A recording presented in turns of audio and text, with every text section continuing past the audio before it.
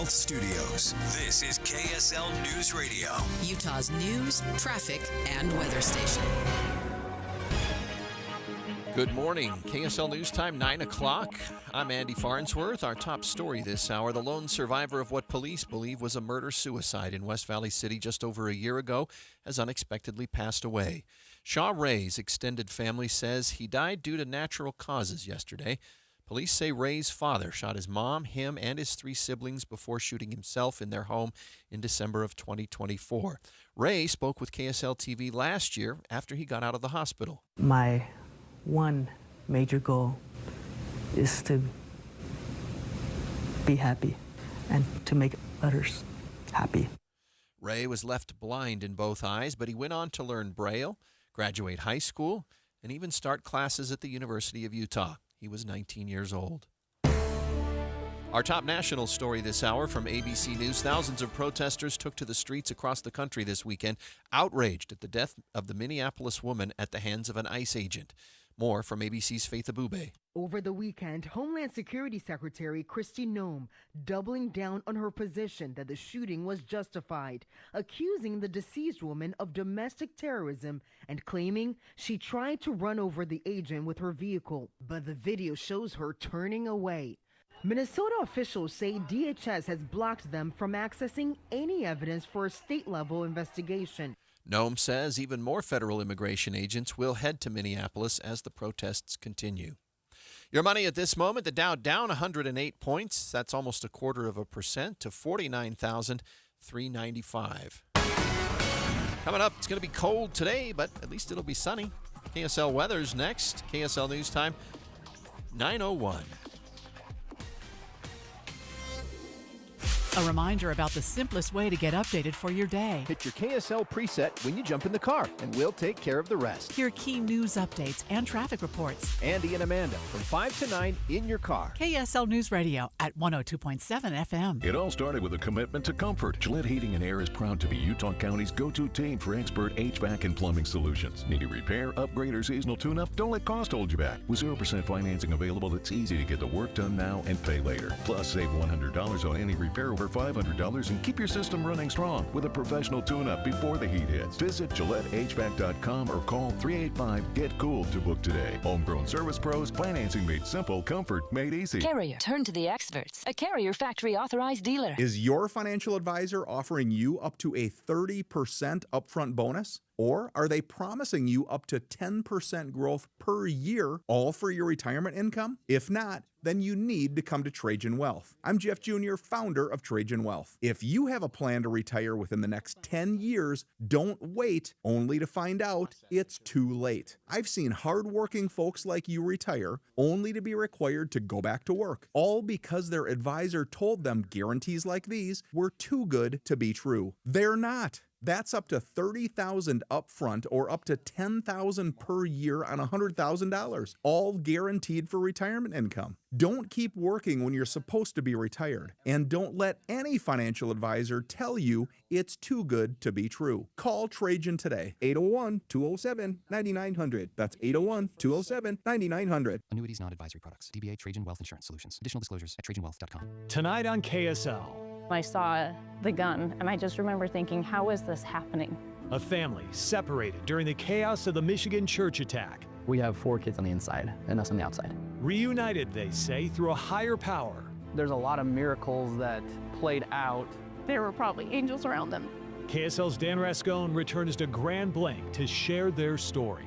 This is sacred ground. It will always be sacred ground. Healing from tragedy, tonight at 10. Many of us not only are reflecting on the year past, but we're looking forward to the new year. And a great place to kick in the new year is at Ruth's Chris Steakhouse. And of course, we're very lucky. We've got 2 locations. We've got Hotel Park City and downtown Salt Lake City at 275 South West Temple. Anticipate that special meal after everything calms down in early January. We all need a little bit of a boost, right? It's Ruth's Chris Steakhouse. Think of those delicious steaks that are served on that sizzling hot plate. And of course, there are other entrees as well, poultry, seafood, cooked to perfection. The side dishes are magnificent. And of course, before you start your New Year's diet, you might want to cash in on one of those wonderful desserts that awaits us at Ruth's Chris Steakhouse. This is the time. Make your reservations now. Kick in the new year with Ruth's Chris Steakhouse. Traffic and weather together on KSL News Radio, brought to you by UCCU. Transfer savings, earn more. UCCU, love where you bank. Here's Cormac Bone. Well, we do have an accident northbound I-15 at the I-80-201 interchange. They're blocking 2 left lanes. That's where your biggest problem spot is right now this morning. Southbound I-15 also delays in American Fork, getting from American Fork going to Linden. This is approaching Pleasant Grove Boulevard. We might have a crash. We can barely see it in our camera here. And it looks like they're off into the right shoulder, so just be careful as you get around them. And eastbound Pioneer Crossing, of course, those construction delays still in place as you approach I-15. Home ownership is slipping away in Utah, and young Utahns are being priced out of their own communities. Learn more about Utah's housing shortage and what you can do to begin to fix it at demandmoresupply.com. Cormac Bone in the KSL Traffic Center. KSL weather today, be sunny and hazy. Highs around 40 tomorrow. Much of the same. Air quality, though, will get worse over the next few days as an inversion sets in. Right now, it's 25 degrees in Salt Lake City. I'm Andy Farnsworth from the KSL Common Spirit Health Studios. Listen online at kslnewsradio.com. We're Utah's news, traffic, and weather station. The all-new Inside Sources. Your inside access to the people and policies shaping Utah's future. Here are Greg Skordas and Holly Richardson on KSL News Radio. Good morning and welcome to another edition of Inside Sources. I'm your host, Greg Skordas, alongside Holly Richardson. Holly, in December of 2024, there was this tragic shooting that occurred in West Valley. 2 parents and 3 children were found dead in their home. I think the police assumed that the father was the perpetrator of that. One survivor was found, one son. He was 17 at the time. He was critically injured. He'd been shot in the head, and I think he was found in the garage, or he had sort of gotten away and had been out for a couple of days. Joining us in studio this morning is KSL News Radio's Adam Small, who actually responded to that situation pretty quickly that day. Yeah, I had not covered the story since that day, but I had loosely followed it. I remember that morning, we come into work at 4 a.m., and I believe it already at that time we had information. All we knew at that time initially was that police found 5 people, all of the same family, dead in their West Valley home. We were out there that morning, and it's still a little hazy. It's been a while, but I remember being there and neighbors just in complete shock, police going through the house trying to get evidence, and then later that morning getting more information from police that there was one 17-year-old son who survived. And to put that, and I want to kind of put that timeline in perspective because I went back and did a little research on it. So that morning that we were out there was Wednesday, December 18th, 2024. Police did not get a call to do a welfare check until Monday night because I believe it was a relative that was like, hey, we haven't heard from anyone in the house for days. And apparently kids were not seen at school that Monday. And as police went in and found them eventually, which I believe they found them on Tuesday, they pieced together that they believe they were all shot over that weekend. And so Shaw Ray, 17-year-old, the one survivor of what police believe was a murder-suicide. They believe the father shot everyone in the house, and Shaw Ray was the only one who survived. He was shot in the head and was found in the garage, likely had been there for at minimum 2 days, could have been upwards of 3, maybe even 4 days, depending on what day the shooting actually happened. But I mean, not only does he survive a gunshot wound to the head, he was fighting for, grasping on, clinging to life for days in that garage before he got taken to the hospital, survived. It was nothing short of miraculous that he even pulled through. Wow. Can you tell our listeners why we're talking about this today? Yeah, so I probably buried the lead there. That's okay. But, no. So Shaw Ray survived. He lived for about close to 13 months, but we just learned that yesterday his extended family, who's been talking to us a lot, said he has passed away due to natural causes. He was and unexpectedly, right? Yeah, it was not expected because it's amazing what he had accomplished since the shooting happened about 13 months ago. He he graduated high school. He graduated Granger High School just about 5-6 months after the shooting happened, and this left him blind in both eyes. This was a major hurdle for him to overcome. He graduates high school. He goes to the Utah School for the Blind and the Deaf, I believe it's the name of the school, and he learned Braille. Wow. And then from there, last week was his first week of classes for pre-law at the University of Utah. He wanted to become a family attorney, saying that one of his younger siblings, I believe his younger brother, had a disability of some kind. But he basically was like, my younger siblings inspired me. So he loses everything. He loses his family. He loses sight, but yet did not stop. It was remarkable going from laying down, bleeding out in that garage to everything he accomplished. But yeah, we had just learned he unexpectedly passed away, what the family says was natural causes. But we'll likely get more info, but I mean, I wouldn't be surprised if it was some sort of complication with his injury. But again, it's still, we'll have to wait to see what it actually is. But amazing what he was able to accomplish in just over a year after the worst circumstances you could ever imagine. Wow. Adam, do we know if he had extended family? Was he living with someone else, a relative at the time? Do we know? I don't know who he was living with, but yeah, he does have cousins and an extended family here in the area. Like I said, I hadn't talked with them personally, and I've been looking back on this because I, just been loosely following it all this time. But yeah, he did have extended family. It was just he lost all of his direct family, his father, his mother, and his 3 younger siblings. So, but I imagine they were giving him quite a bit of support, and they have been really his vocal, speaking outlet to, because I mean, obviously us in the media, we've had a lot of interest in talking to him, and we did an interview here with us at KSL around the time of his high school graduation, I believe. And yeah, they've been the ones communicating with us. I know they've been helping him a lot. So I know one of the articles that I've seen, the family they pointed out that he really had a dream to go to the University of Utah, and he did that, but only for a week. Yeah. Last week was his first week of classes, and like I said, he aimed for the stars. He wanted to be an attorney. I mean, Greg, you know how much work goes into actually getting that done. And I mean, it's so sad that he never got to see that become a reality. But also, I mean, his family in their statement also said, at the same time, while it's tragic to see him go, they also, the joy they feel knowing that he's, in their words, reunited with his family, that far outweighs the pain that they're feeling right now in losing him, and that they believe he's with his family again and that he can see again, and that's got to bring them some comfort too. I believe the family was baptized into the Church of Jesus Christ of Latter-day Saints many years ago, so I'm sure there's a very strong belief there in that he's with his family again. Adam, given what you know about the young man, what would you want our listeners to remember about him?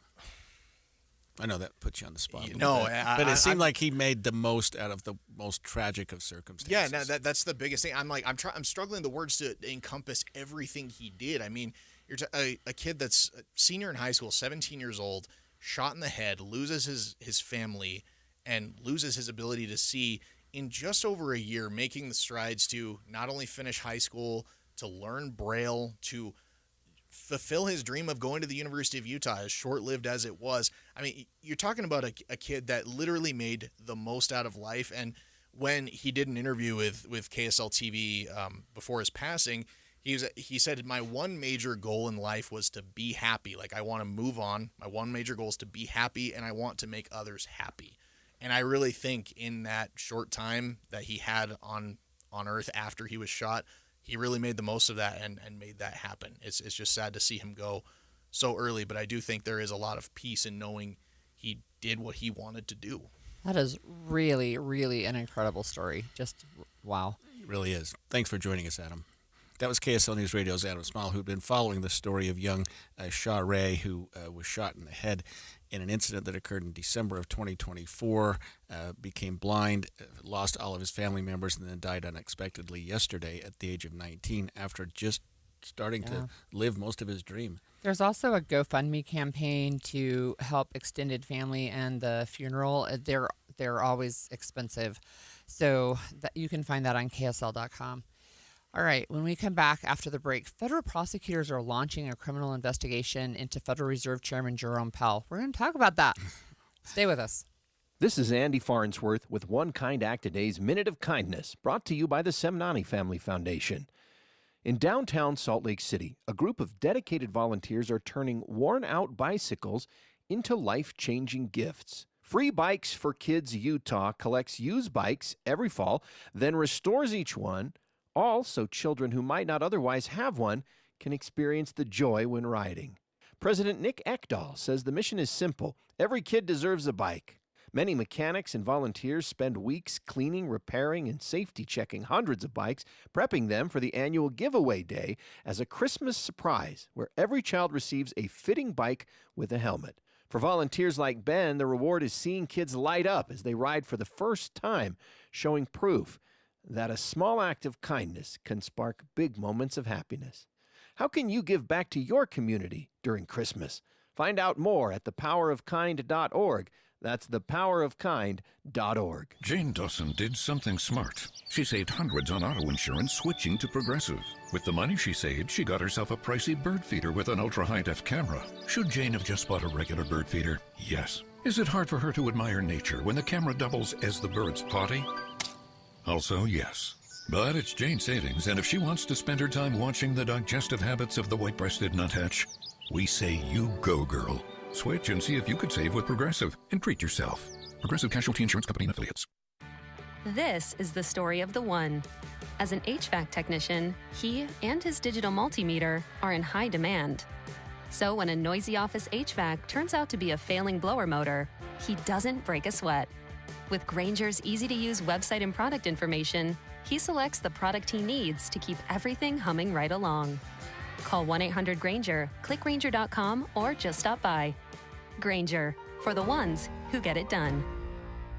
You probably know if you need new windows. You hear the wind whistling. There's condensation between the panes. Maybe your heating bill's too high, but you don't want to pull the trigger because it costs a lot of money. I understand. And they understand at Advanced Window Products. After all, they've been creating custom state-of-the-art windows right here in Salt Lake for 39 years. They know what's up. That's why they offer 60-month 0% financing or buy now, pay later. You get the windows this winter for 30 to 40% less because you're buying straight from the factory. They'll build, they'll install your windows, and you don't have to pay for a year or more. At Advanced, they're committed to making your new windows affordable. And if you call now, they'll knock another $2,500 off your quote. State-of-the-art, energy-saving windows built here for Utah's changing climate. And right now, $2,500 off. Call for a quote, 801-850-9100. That's 801-850-9100, or go to advancedwindows.com. Over the years, you've brought them into your home. You were prescribed opioids after the C-section.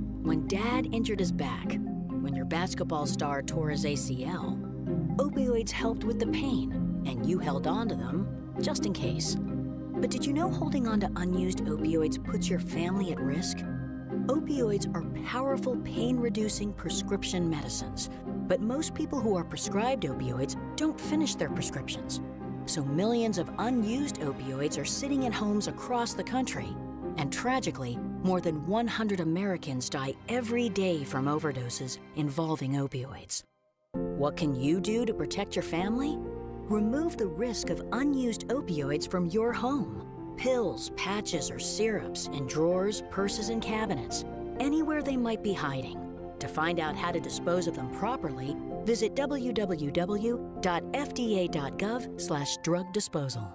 Most of us like to be out in the sun. That's why sunscreen and other safety measures are key to protecting your skin from aging and cancer. The FDA recommends using a sunscreen with a sun protection factor, or SPF, of 15 or higher. Also, look for broad spectrum on the label. That means both harmful ultraviolet A and B rays are blocked. UVA rays age the skin, UVB rays burn, and both cause cancer. But the perfect sunscreen doesn't count if you use it wrong. Don't need sunscreen on a cloudy day? Wrong. 80% of UV rays still get through the haze. Only use sunscreen at the beach? Nope. Anytime you're outside, UV rays attack the skin, so you need protection. And you have to reapply sunscreen every 2 hours. Remember, SPF plus broad spectrum equal healthy fun in the sun. Visit www.fda.gov/sunscreen for more information. A message from the U.S. Food and Drug Administration. And expanded Inside Sources. Well, we're learning that federal prosecutors are launching a criminal investigation into Federal Reserve Chairman Jerome Powell. This relates to some testimony he gave earlier last year now, in June. He testified before the Senate Banking Committee, and he said that he was seeking $2.5 billion to renovate 2 office buildings for the Federal Reserve, for the bank. ABC News national correspondent Steve Portnoy has the latest on that. The Fed chair says the grand jury subpoenas focus on his testimony to the Senate Banking Committee. Last June, Jerome Powell denied planning extravagant upgrades to the central bank's headquarters. Powell says the investigation isn't about what he said or how much the project is costing. Those are pretexts. In his extraordinary video announcement, Powell said the probe is a consequence of the Fed making its own decisions on interest rates rather than following the preferences of the president. Stephen Portnoy, ABC News, Washington. And normally quiet and non-responsive Jerome Powell has taken some issue with this one, and he said that this has nothing to do with what the project was going to cost. These are just pretexts, what he calls it. In other words, a means to an end to get rid of him as the Federal Reserve Chair. Well, not only get rid of, he's stepping down in May, so his term is up. And so one of the things that people are super concerned about is that it's an effort to make sure that the Federal Reserve is no longer independent and is no longer an independent body. And, Republican Tom Tillis, he's a senator. He's very conservative, and he had this to say on X yesterday, quote, "If there were any remaining doubt whether advisors within the Trump administration are actively pushing to end the independence of the Federal Reserve, there should now be none. It is now the independence and credibility of the Department of Justice that are in question." And then he says this, "I will oppose the confirmation of any nominee for the Fed, including the upcoming Fed chair vacancy, until this legal matter is fully resolved." Wow. And that was a conservative Republican. Oh, very conservative. Yep, very conservative Republican. And he's just saying, look, you cannot do this. The Federal Reserve is supposed to be an independent body. Yeah, and so I've learned a little bit about that in connection with this show, because I don't get involved with national politics and national affairs too much. But the Federal Reserve is one of not very many what they call independent bodies. Mm-hmm. It's independent of the administration. It's not a Democrat or Republican. They're often appointed for some period of time. The members of the Federal Reserve are appointed for like 4 years. I forget what the exact time is, and then they stay there even if there's a new administration or whatever. Right. Of course, you can appoint yours when there's a vacancy, but Jerome Powell's term is set to end in May. He hasn't been well regarded by Trump because he's held the line really closely on interest rates. And Trump has always felt that the interest rates need to come down quicker than Powell has done. Powell, of course, is trying to balance the interest rate with the amount of inflation, and recognizing that sometimes he had to up interest to stop inflation from going. And really, if you're looking back, he did a very good job of that. However, now that inflation is a bit more under control, the administration's saying open up the floodgates and let interest rates come down.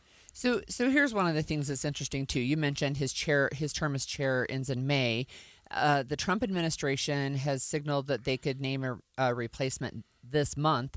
And President Trump also, has tried to fire federal governor Lisa Cook. Right. So she sued to keep her job. The courts ruled she can stay in her seat while the case plays out, and the Supreme Court will hear arguments in that case on January 21st.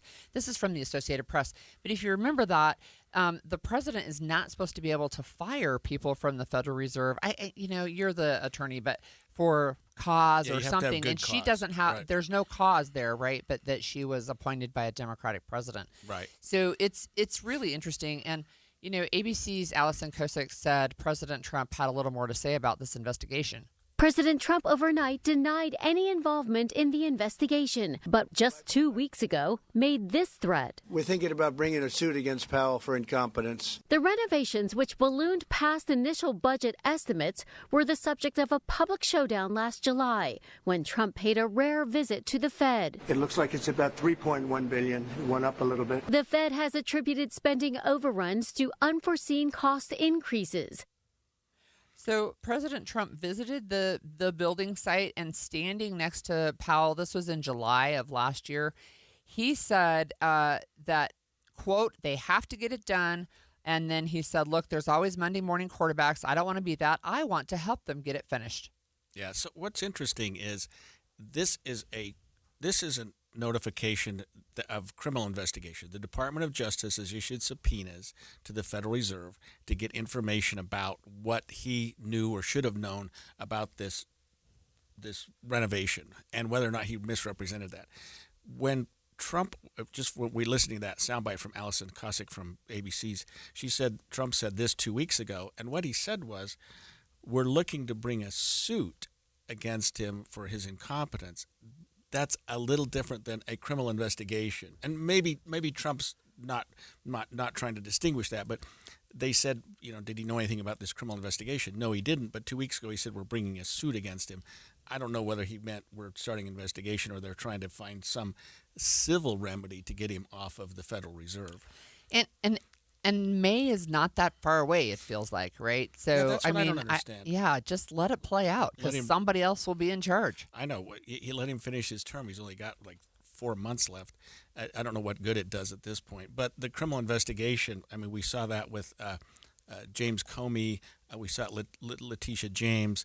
I mean, certain foes of the administration, face it, have been under the gun in terms of criminal investigation, and this may be another example of that.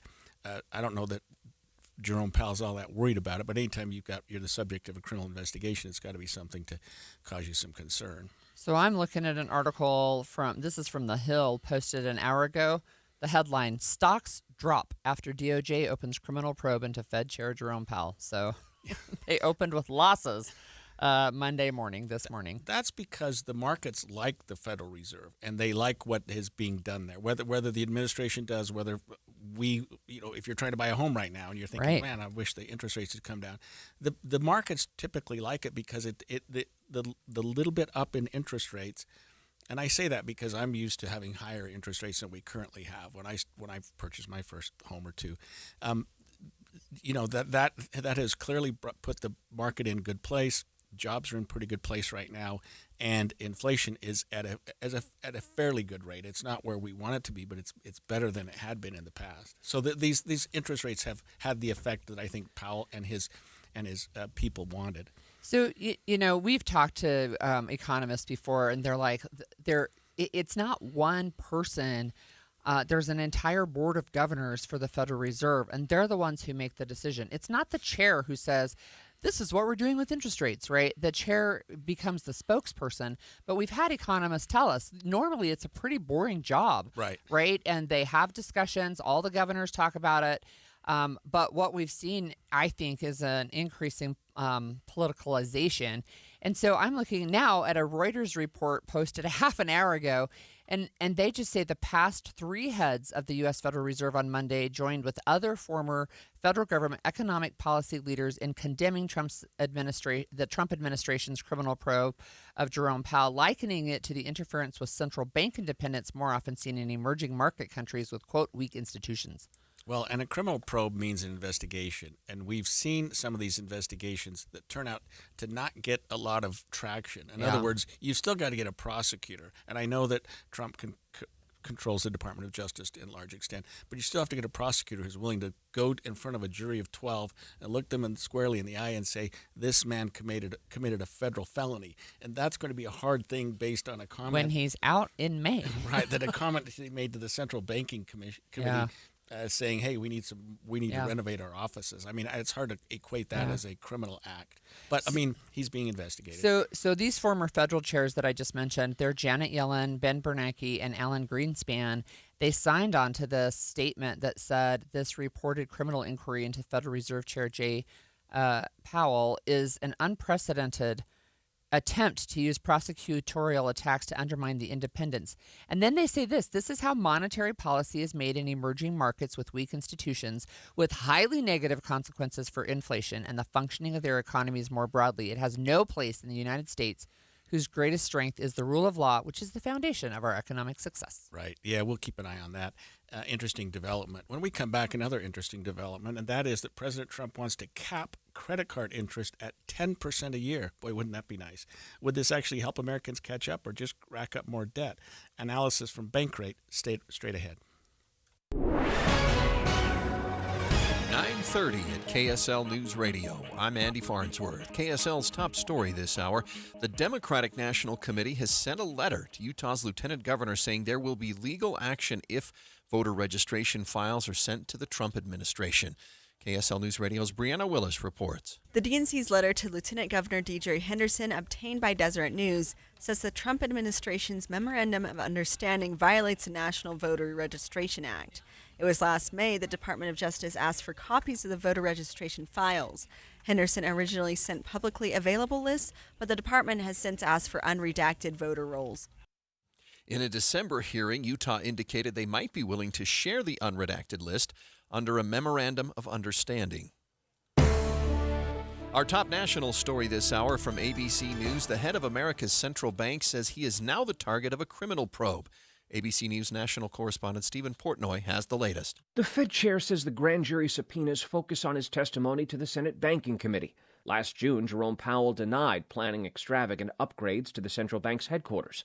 Powell says the investigation isn't about what he said or how much the project is costing. Those are pretexts. In his extraordinary video announcement, Powell said the probe is a consequence of the Fed making its own decisions on interest rates rather than following the preferences of the president. Stephen Portnoy, ABC News, Washington. Your money at this moment, the Dow's down 80 points to 49,423. Coming up, hazy, cold. And we've got some traffic to tell you about as well, including a couple of crashes. Traffic and weather together is next. KSL News Time, 9:31. The sources where we get our news matters. When you listen to Utah's Morning News, we want you to feel the stories are important to you and trustworthy. This is Amanda Dixon. And I'm Andy Farnsworth. Join us weekday mornings on KSL News Radio. Hi, this is Doug Wright. You've heard me talk now for years about the Connecticut soft water system that we have in our home. As we head into the colder weather, if you're dealing with dry and itchy skin, do you notice your skin is cracking? It's uncomfortable and the lotion doesn't seem to give you the relief you need? Hard water may be a hidden contributor to that pain and discomfort of dry, itchy skin. I've got Monty here from Connecticut Quality Water Systems of Salt Lake, an authorized independent Connecticut dealer and an expert in overcoming challenges with hard water here in Utah. Yeah, thanks, Doug. When you shower in hard water, the minerals don't rinse away completely, forming a film in your skin, leaving you feeling tight, dry, and constantly itching. So the hard water minerals are essentially leaving a sticky residue on my body and even in my hair? Exactly. Connecticut removes the minerals before they touch your skin, leaving you feeling silky, smooth, and comfortable. Do what I did and stop buying expensive lotions and start treating the source of the problem. Find out how soft your water could be at softwaterutah.com. Hi, I'm Joe Cordell of Cordell & Cordell, America's largest family law firm. During this time of year, difficult relationships sometimes become impossible. If you or someone you care about is facing a family law issue, let us set up a 1-hour Cordell Consult. The Cordell Consult is a meeting with a local attorney who will give you clear guidance about your options, whether it's a separation, a postnuptial agreement, divorce, or custody. Take the first step. Visit CordellCordell.com. That's CordellCordell.com. Attention, Jazz Nation. We know you've been waiting on the edge of your seat, and the time has finally arrived. All tickets are available now. Let's go! Your favorite players will be back on the court, bringing the energy all season long. Whether you're looking for season tickets, mini plans, or single game matchups, there's a perfect option for every kind of fan. Show up loud and proud at Delta Center this season. Don't miss your chance to be part of the action. Buy your tickets today at UtahJazz.com. Traffic and weather together on KSL News Radio, brought to you by UCCU. Supercharge your savings at UCCU.com. Here's Cormac Bone. Well, it looks like our roads have calmed down a little bit after the workflow traffic this morning. Still a couple of crashes, but not too many delays in their wake. First crash northbound I-15 at the I-80-201 interchange. They're blocking the HOV lane now, and those delays don't really, they've started to break up and clear out. Also delays southbound I-15 in Linden due to what looks like a crash in the right shoulder approaching Pleasant Grove Boulevard, and now a crash eastbound on the 201 freeway approaching I-15. No delays in their wake as well. Common Spirit hospitals, clinics, and caregivers, all connected to advanced healthcare in Colorado, Kansas, and Utah. Healthcare with Human Kindness is here. Hello, Human Kindness. Cormac Bone in the KSL Traffic Center. KSL weather today will be sunny and, as you can tell as you look out the window or in your car, hazy. Highs around 40 tomorrow. Similar. Air quality, though, will get worse over the next few days as an inversion sets in. Right now, 28 degrees in Salt Lake City. I'm Andy Farnsworth from the KSL Common Spirit Health Studios. Listen online at kslnewsradio.com. We're Utah's news, traffic, and weather station. The all-new Inside Sources. Your inside access to the people and policies shaping Utah's future. Here are Greg Skordas and Holly Richardson on KSL News Radio. Following up on a campaign promise, President Trump is pitching a one-year 10% cap on credit card interest rates. President Trump touted affordability in a social media post calling for a 10% cap on credit card interest rates to take effect January 20th. Senator Elizabeth Warren said in response that Americans know a fraud when they see one. She writes that begging credit card companies to play nice is a joke. The president did not explain how this policy would take effect.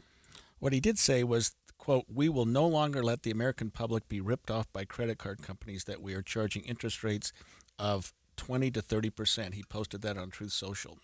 So one of the things that I think immediately is this is probably a winning argument for members of the public who are paying 28% on their credit cards right now. I guess there are pros and cons to it, though, and I hadn't appreciated those, so our next guest can help us with that. We have with us Bankrate's Ted Rossman. Ted, thanks for joining us this morning. My pleasure. Thanks for having me. So before we get into the whether it's good or bad, is this something that could be, and maybe this is too political, but that can be done by executive order? It seems like this is the kind of thing that needs to go through Congress. My understanding is that this would likely require congressional approval. So it is perhaps more of a negotiating ploy or more of a midterm election year political stunt, maybe hoping that banks will cave voluntarily. They're definitely not going to cave on a 10% cap. That would be a dramatic change to the credit card landscape. Now, maybe they'd be willing to agree to something higher, like 36% has been one idea that's been floated. That's actually the cap for military members. There is no federal cap on everybody. But yeah, this is a pretty dramatic proposal that I believe could have major unintended consequences in terms of losing access to credit, losing rewards. Saving money on credit card interest sounds great, but this would come at a cost. So what are some of the cons then of capping? I mean, you kind of mentioned that, but I've seen several reactions, even from economists, saying this is a form of price fixing. Am I understanding that correctly? The banks are very much against this, and I believe travel providers would be against this as well because they make a lot of money from rewards programs and tie-ups with credit card companies. This could actually lead to a big cutback in spending overall if people have less access to credit. That's the biggest thing. For example, the Missouri Bankers Association says that they believe up to 90% of credit card holders could actually lose access to credit if a 10% cap came into existence. I don't believe it's going to end up happening.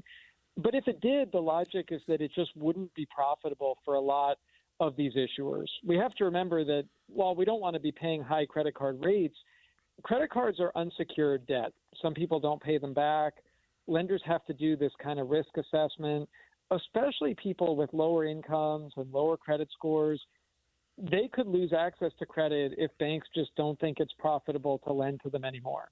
Yeah, I hadn't thought about that, Ted. But so lower income, higher risk individuals may be at risk of not even getting credit cards because banks could be unwilling to allow that with this lower interest rate, where they may be more willing to take a chance at the higher interest rate. Is that how you're explaining it?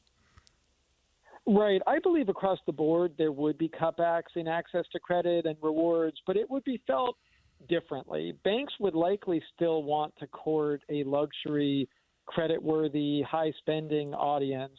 They would probably do so differently. The rewards programs would probably be less generous, and annual fees would probably go up, and other fees would probably go up. But that's the problem. For the vast majority of people who are using credit cards, half pay in full every month and half don't. So that's a big divide right there in terms of who's paying interest and who's not.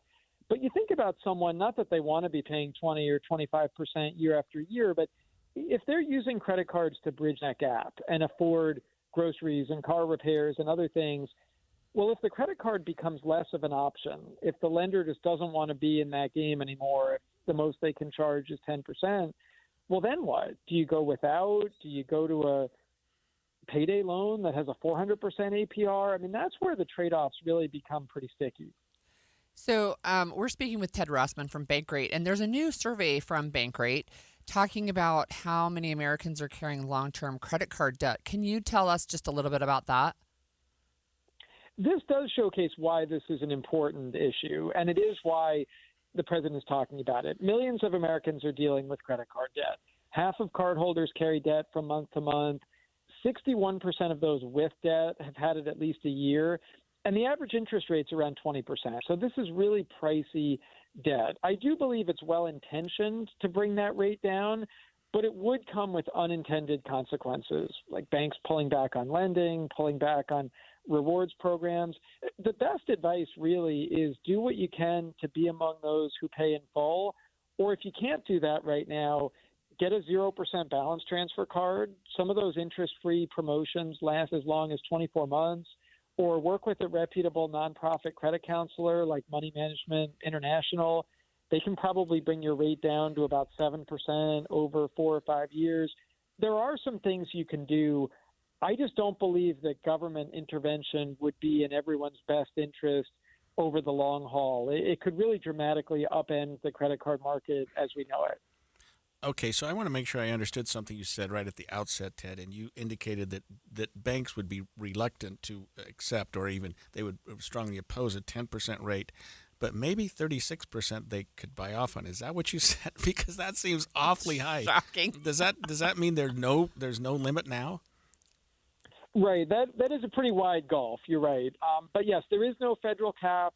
The Supreme Court declared many years back that it matters where the bank is based, not the customer. So you might think, well, if a state has a usury cap or an interest rate cap, does that matter? It really doesn't. Federally, there is no cap. Banks have set up shop in states that either have no cap or have a very high cap. So practically speaking, there is no cap on what card issuers can charge right now. 36% is the ceiling for military members. That has been sort of unofficially extended to others, where that's about as high as they'll go on a subprime credit card, so someone with a lower credit score, or a lot of store cards have rates in the 30s. I wonder if banks might try to save some face by offering some sort of compromise, but 10% would be way too low for their liking and actually would backfire on consumers, I believe. Doesn't maybe I don't understand economics, doesn't the market help a little bit here? Aren't banks wanting to compete with one another to get customers? In other words, advertising a 16, 18% rate where others are in the 20s or higher. Doesn't the market help us a little bit with these rates? It could. I mean, you can certainly use it to your advantage by seizing on that competition, getting a 0% balance transfer card. The business case there is they woo you with 0% for a year or two, and then if you don't pay it off, then the rate goes way up. But you could try to be among those who do pay it off within the allotted time. Generally speaking, outside of a promotion, something like 10, 11, 12% would be a really low credit card rate. Most of them hover high teens, low 20s. If you have lower credit scores, they go up through the 20s into the 30+% range. Interestingly, a lot of credit card marketing is more about the perks. It's more aspirational about the free trip, the cash back.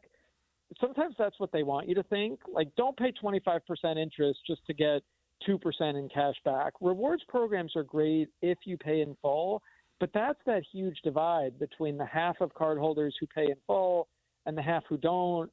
Some say it's kind of a reverse Robin Hood thing where they might be taking from the poor and giving to the rich in the form of perks and benefits. The card industry would push back on that a bit. But ultimately, it is a very bifurcated market. For every one person who's earning free trips and cash back, there's probably someone else stuck in a very expensive debt cycle, sadly. Thank you so much for joining us today. That was Ted Rossman with Bankrate talking about a proposal to cap interest rates at 10% for a year, which you think is a great idea, but actually it could be be harmful to the public. Well, I didn't realize that that banks would say, "Oh, maybe we're just not even going to offer them then." People who have poor credit or so it's really interesting. Yeah, so we'll follow that too. Look, Instagram users are sounding the alarm over a wave of unrequested password reset emails hitting inboxes. And I would have thought they were legit, but they are scams. Cyber criminals are exploiting password resets to break into accounts. We'll talk about what to know about this scam and your Instagram data when we come back after the break. You trust us for news and information in your car. Now trust us at home. KSL News Radio has you covered, keeping you informed on the latest breaking news, weather, traffic, sports, and more. Listen on your Amazon Echo or Google Home device. Just say, Alexa, open KSL News Radio. Or listen on the KSL News Radio Listen app. Text the word app to 57500. KSL News Radio. We have you covered. 1-877 Cars for Kids. KARS Cars for Kids. 1-877 Cars for Kids. Donate your car today. 1-877 Cars for Kids. Donate your car today. Ready to get rid of that old car? Donate it to Cars for Kids. Call 1-877-CARS-FOR-KIDS to reach a friendly live agent. Donation's super easy, and your car can be picked up as soon as tomorrow. Call us now, 1-877-CARS-FOR-KIDS. That's Cars with a K to donate your car today. 1-877 Cars for Kids. KARS Cars for Kids. 1-877 Cars for Kids. Donate your car today. Did you know you can donate real estate too? Go to carsforkids.org. That's carsforkids.org. My perfect day has sand, salt water, and friends. But my moderate to severe plaque psoriasis can take me out of the moment. Now I'm all in with clearer skin thanks to Skyrizi. Risankizumab Riza, a prescription-only 150 milligram injection for adults who are candidates for systemic or phototherapy. With Skyrizi, most people saw 90% clearer skin, and many were even 100% plaque-free at 4 months. Skyrizi is just 4 doses a year after 2 starter doses. Don't use if allergic to Skyrizi. Serious allergic reactions, increased infections, or lower ability to fight them may occur. Before treatment, get checked for infections and tuberculosis. Tell your doctor about any flu-like symptoms or vaccines. Thanks to Skyrizi, there's nothing on my skin, and that means everything. Ask your doctor about Skyrizi, the #1 dermatologist-prescribed biologic in psoriasis. Visit Skyrizi.com or call 1-866-SKYRIZI to learn more. I'm back to doing what I love and more. Thanks to the Good Feet store. Do you spend half your day walking or standing while working? If you have foot, knee, or back problems, the Good Feet store wants to help you like we helped Tony. Pain that I experience the most is foot pain from being on my feet all day. You're having to kind of talk to yourself through the whole shift, like, I got this, I can do this. Before, I felt defeated, and now it's like, all right, let's go. I'm ready. A whole new life, like sunshine coming on. And how about working more comfortably, like Dennis? Working at an amusement park, it's always on your feet. I just couldn't take it, but I didn't have a choice. I just couldn't believe that putting these arch supports in made that much of a difference that quickly. I could do my job and I could take care of my family. I know what my tomorrow's gonna be. It's gonna be positive. You deserve a better life too. Stop in the Good Feet store today. We have locations in Farmington, Riverton, and Sandy. Thanks to the Good Feet store. We asked parents who adopted teens to share their journey. Nathan has taught me to embrace the moment. Age-wise, I'm in my late 60s. I'm old enough to be his grandfather. Will he be embarrassed to acknowledge me as his dad? I think the most important thing we can do is let them know that they're safe, that they're valued and cared for and loved, and that they're important. I knew I wanted to be adopted by him because of how he taught me to be the person who I am today. And it's coming from a dad that didn't expect to become a dad, and I feel very proud to be his son. That was what he needed, and he was what I needed. Every day is full of new opportunities. That's what it's been about, realizing the simple things that it takes to make such a huge difference in these kids' lives. Learn about adopting a teen from foster care at adoptuskids.org. Brought to you by Adopt US Kids, the U.S. Department of Health and Human Services, and the Ad Council. Sure, humans can be a little weird at times, but take it from me, I'm a dog. And a person is about the best thing that can happen to a shelter pet. So if you want to learn how you can be that person, get down to your local pet shelter or visit theshelterpetproject.org. Brought to you by the Ad Council. And expanded Inside Sources. Inside Sources. Holly, do you have an Instagram account? I certainly do, and I use it regularly. Well, I do not, although I probably should. Apparently, there are some 2 billion users of Instagram. It's a very, very popular social media network for sure. I got to get caught up here. Apparently now Instagram is set. There's some hackers that have indicated if you have Instagram that you need to reset your password, and that's not coming from Instagram apparently. Well, but it is coming from Instagram, but it's somehow these cyber criminals. So luckily we have Matt Gebhardt, the KSL investigative reporter, who says he's the resident cynic, and he's going to talk to us about this scam. Good morning. Yeah. So, I mean, this is not like many scams we've seen before, which is just straight up imposter, right? Somebody pretending to be Instagram sends you an email, tries to get you to click a link. It takes you to a phishing website. They get your information. That is a tale as old as the internet. Right. This is unique in that these these emails saying you need to click here to reset your password are actually coming from Instagram. Somebody, it seems, Instagram has responded on their platform to say our system wasn't breached, but without really getting into any details, according to this article from Forbes. But they basically say they weren't breached, but somehow some hacker or hackers got in and sent all these password reset things, basically requested on behalf of many users, let's reset the passwords. So then the question becomes, to what end? If this really came from Instagram, what are they trying to do? Well, possibly harass. I don't know. Some people just like to, be annoying and look what I did. I did it. Isn't that fun? Maybe they're trying to get you to reset your password and reuse a password that they already have access to. Maybe they've already installed some sort of spyware onto your mobile device or onto your computer. So when you do reset your password, maybe they're able to watch your keystrokes and see what your new password is.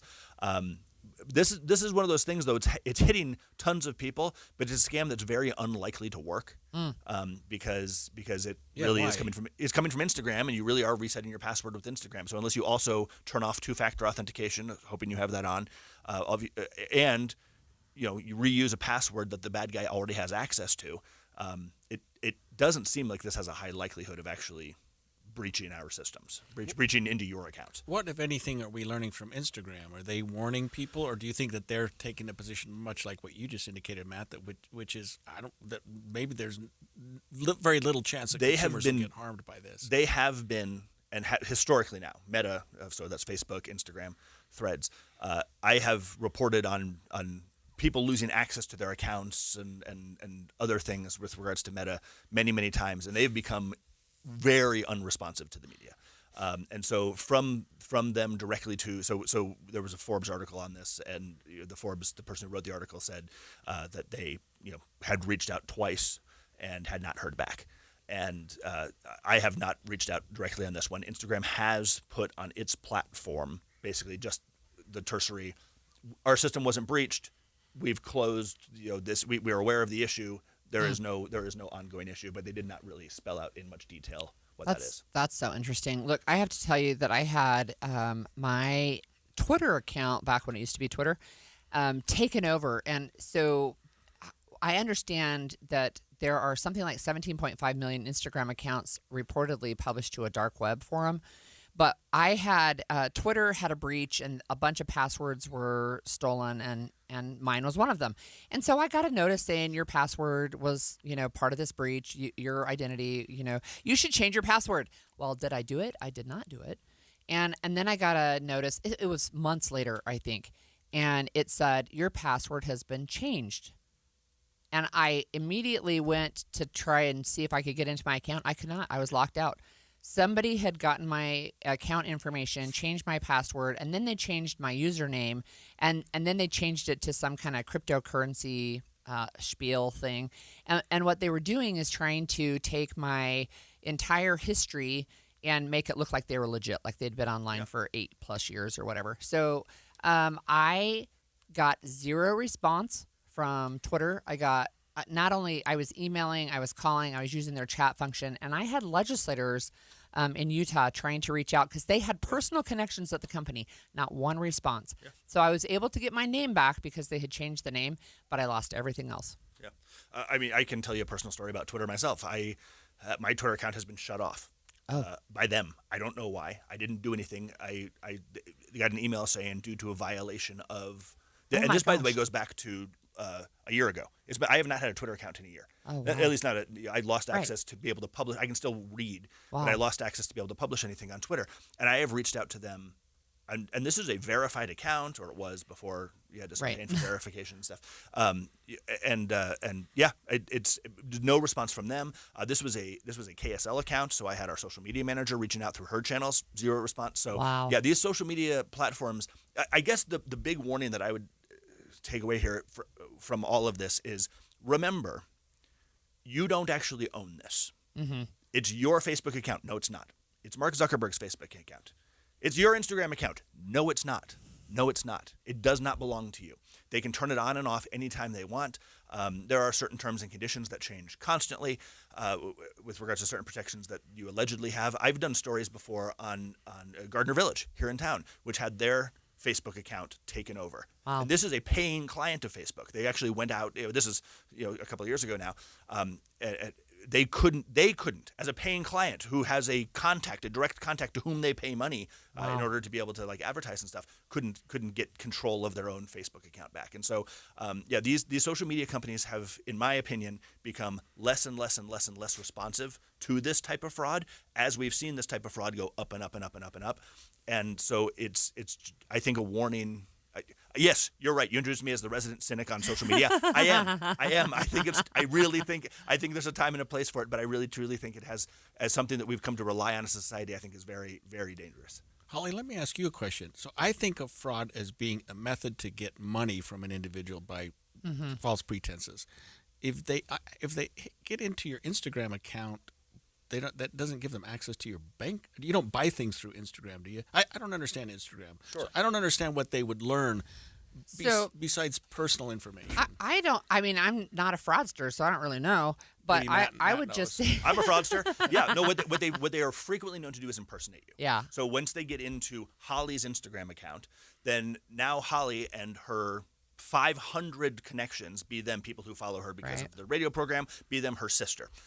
They now can reach out to her directly through the Messenger app and say, "Hey, how are you? It's Holly. Yeah. Oh my gosh, you're not going to believe it. I made $3,000 last night with this silly cryptocurrency investment.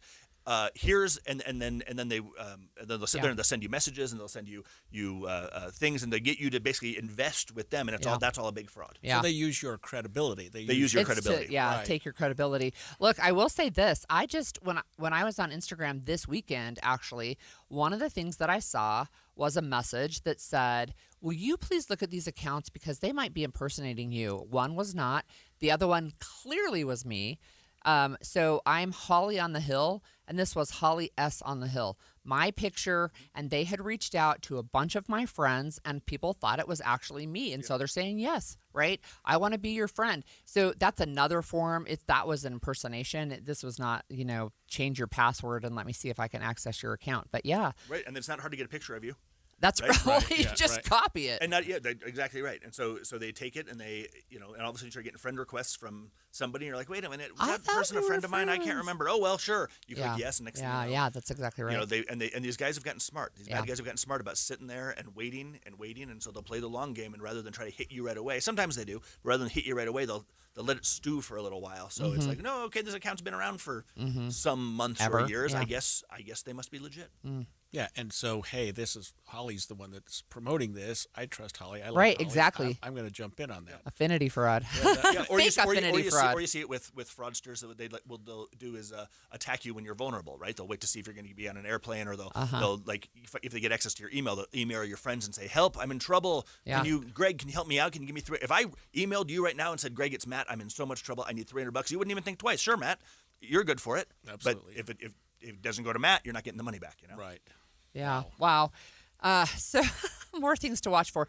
What is the one piece of advice you have for people who have Instagram accounts or any other form of Instagram account, or social media account? What should we do to keep ourselves safe? Every account, social media or otherwise, every account is strong, unique passwords, strong unique passwords, and two-factor authentication. Okay. Two-factor authentication, if you're not aware of that, that means they got to actually send a message to your phone in order to get through. Oh. And then two-factor authentication, and then strong unique passwords. Don't reuse the same one for Facebook that you use for Instagram, that you use for your email, that you use for your PayPal, because that is the biggest way they get in. They guess one password, they get access to one, and then boom, they've got access to every account you have. Guess I got to go change my passwords tonight. Right now, every 6 weeks. I got a calendar alert on my calendar. I can only remember one at a time. Wow. Well, when we come back, a Utah legislator is going to propose some laws that change how we define marriage. We're going to talk about alienation of affections, common law marriage, and the details of what could happen. Stay with us.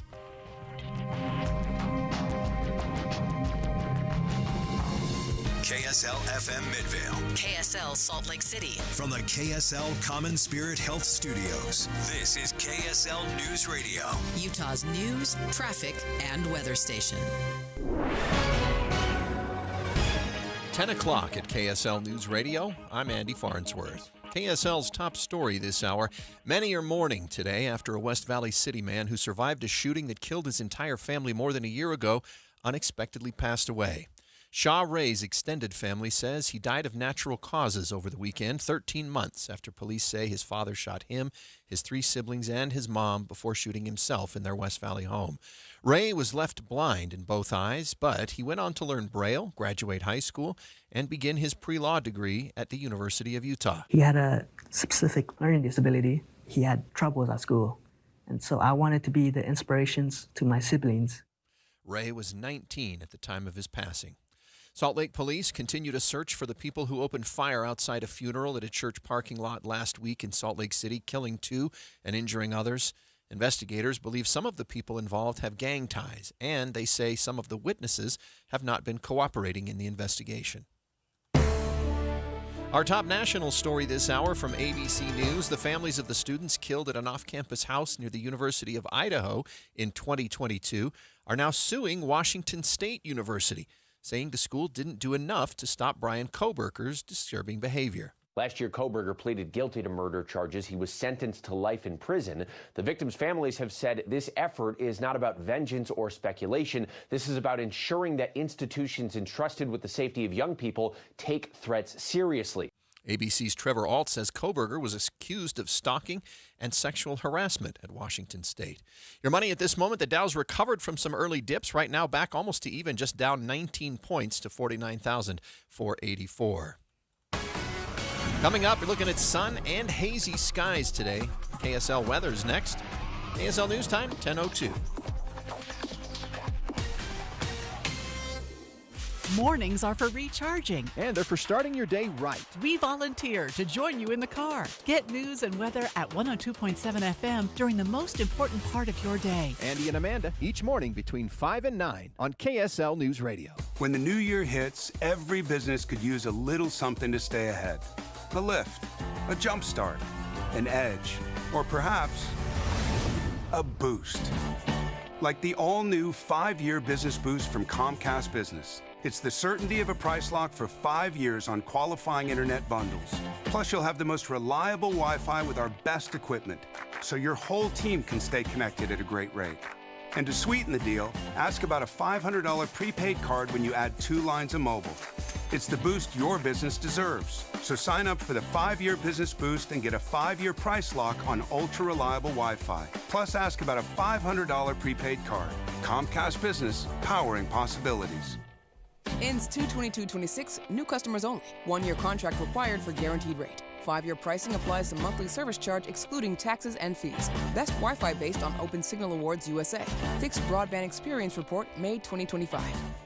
Since 1947, Whipple Service Champions has been Utah's most trusted name for heating, cooling, plumbing, and electrical services. Got a high-price repair bill from another company and you're just not sure about it? Call Whipple. Get a free no-pressure estimate or bring in their quote for an honest second opinion totally free. Whipple Service Champions is Utah's first place for second opinion since 1947. Call 385-273-7167 for your free estimate today. 385-273-7167. Happy New Year, Susan. I really appreciate you picking up the bill for lunch. I'm happy to. One of my New Year's resolutions is being better with money. So I've started using Upside, the free app that pays you cash back for buying gas. Wait a minute. Are you saying you actually get paid cash when you buy gas with the Upside app? Yes, I earn cash back just for buying the gas I was already buying. Does that actually add up to anything? I'll make $200 to $300 this year. Wow, that's serious extra cash. I'm downloading the Upside app now. Download the free Upside app now in the App Store or Google Play and start earning cash back on everyday gas purchases. Use promo code RIDER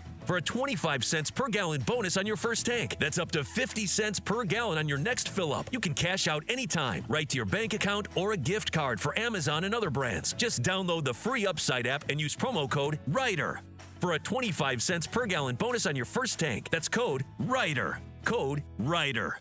Offers vary by user and location. Go to upside.com for terms and conditions. Looking for a secure retirement plan without market risk? Look no further. Lyle Boss, president of Boss Financial, specializes in no market risk retirement strategies with guarantees of principal, guaranteed growth, and lifelong income. Join Lyle right here each Saturday and Sunday for his Safe Money radio show and call him now at 855-355-SAFE for your complimentary customized Safe Money information kit and Safe Money book. Nothing but upside here at 855-355-SAFE.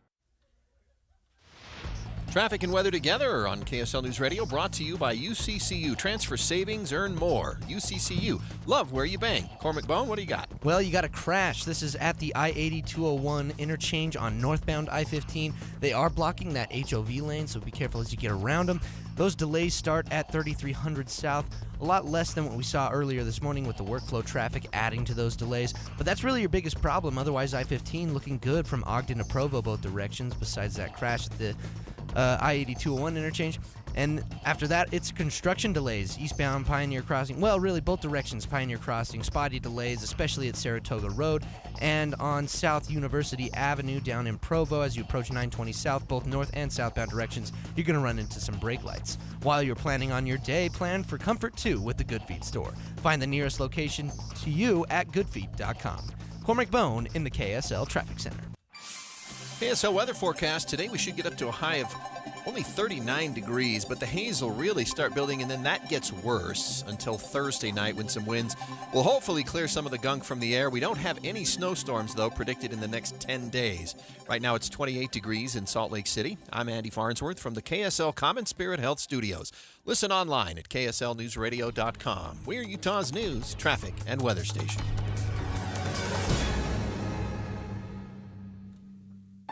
The all-new Inside Sources. Inside Sources. Your inside access to the people and policies shaping Utah's future.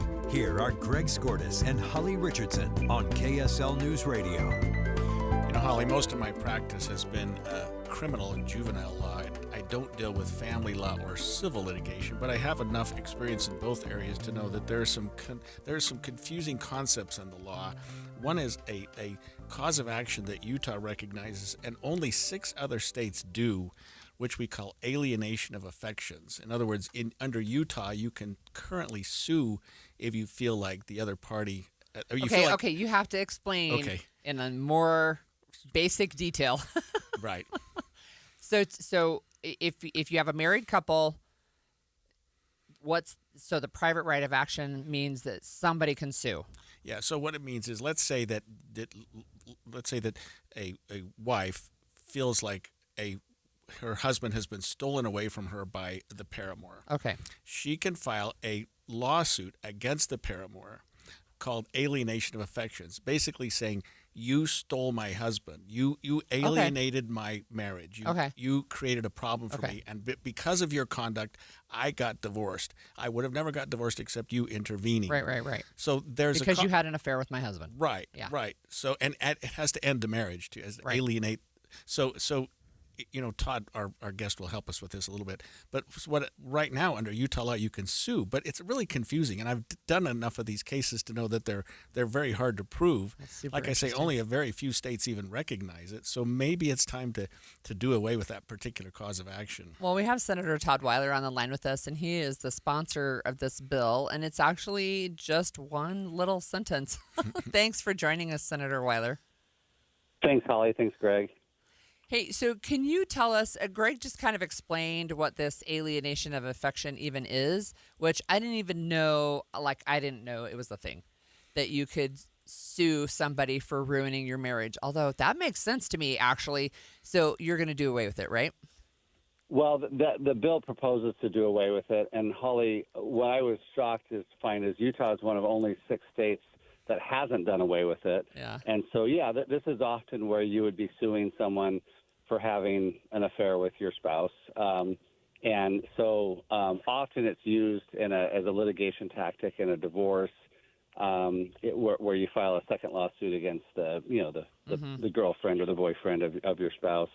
And, I don't necessarily want to protect those people that are cheating, but it's unhelpful. Most judges don't like these types of claims and rarely act on them. Most attorneys don't want to file these claims. They're often used in a vindictive, revengeful way. And I think the most offensive thing, Holly, about these is they stem from the medieval concept that a woman is chattel of her husband. So the woman is property of her husband. So if somebody else is using that woman, then they owe the husband payment. Now in modern day, a woman, could sue another woman for having relations with their husband. But that's the stem.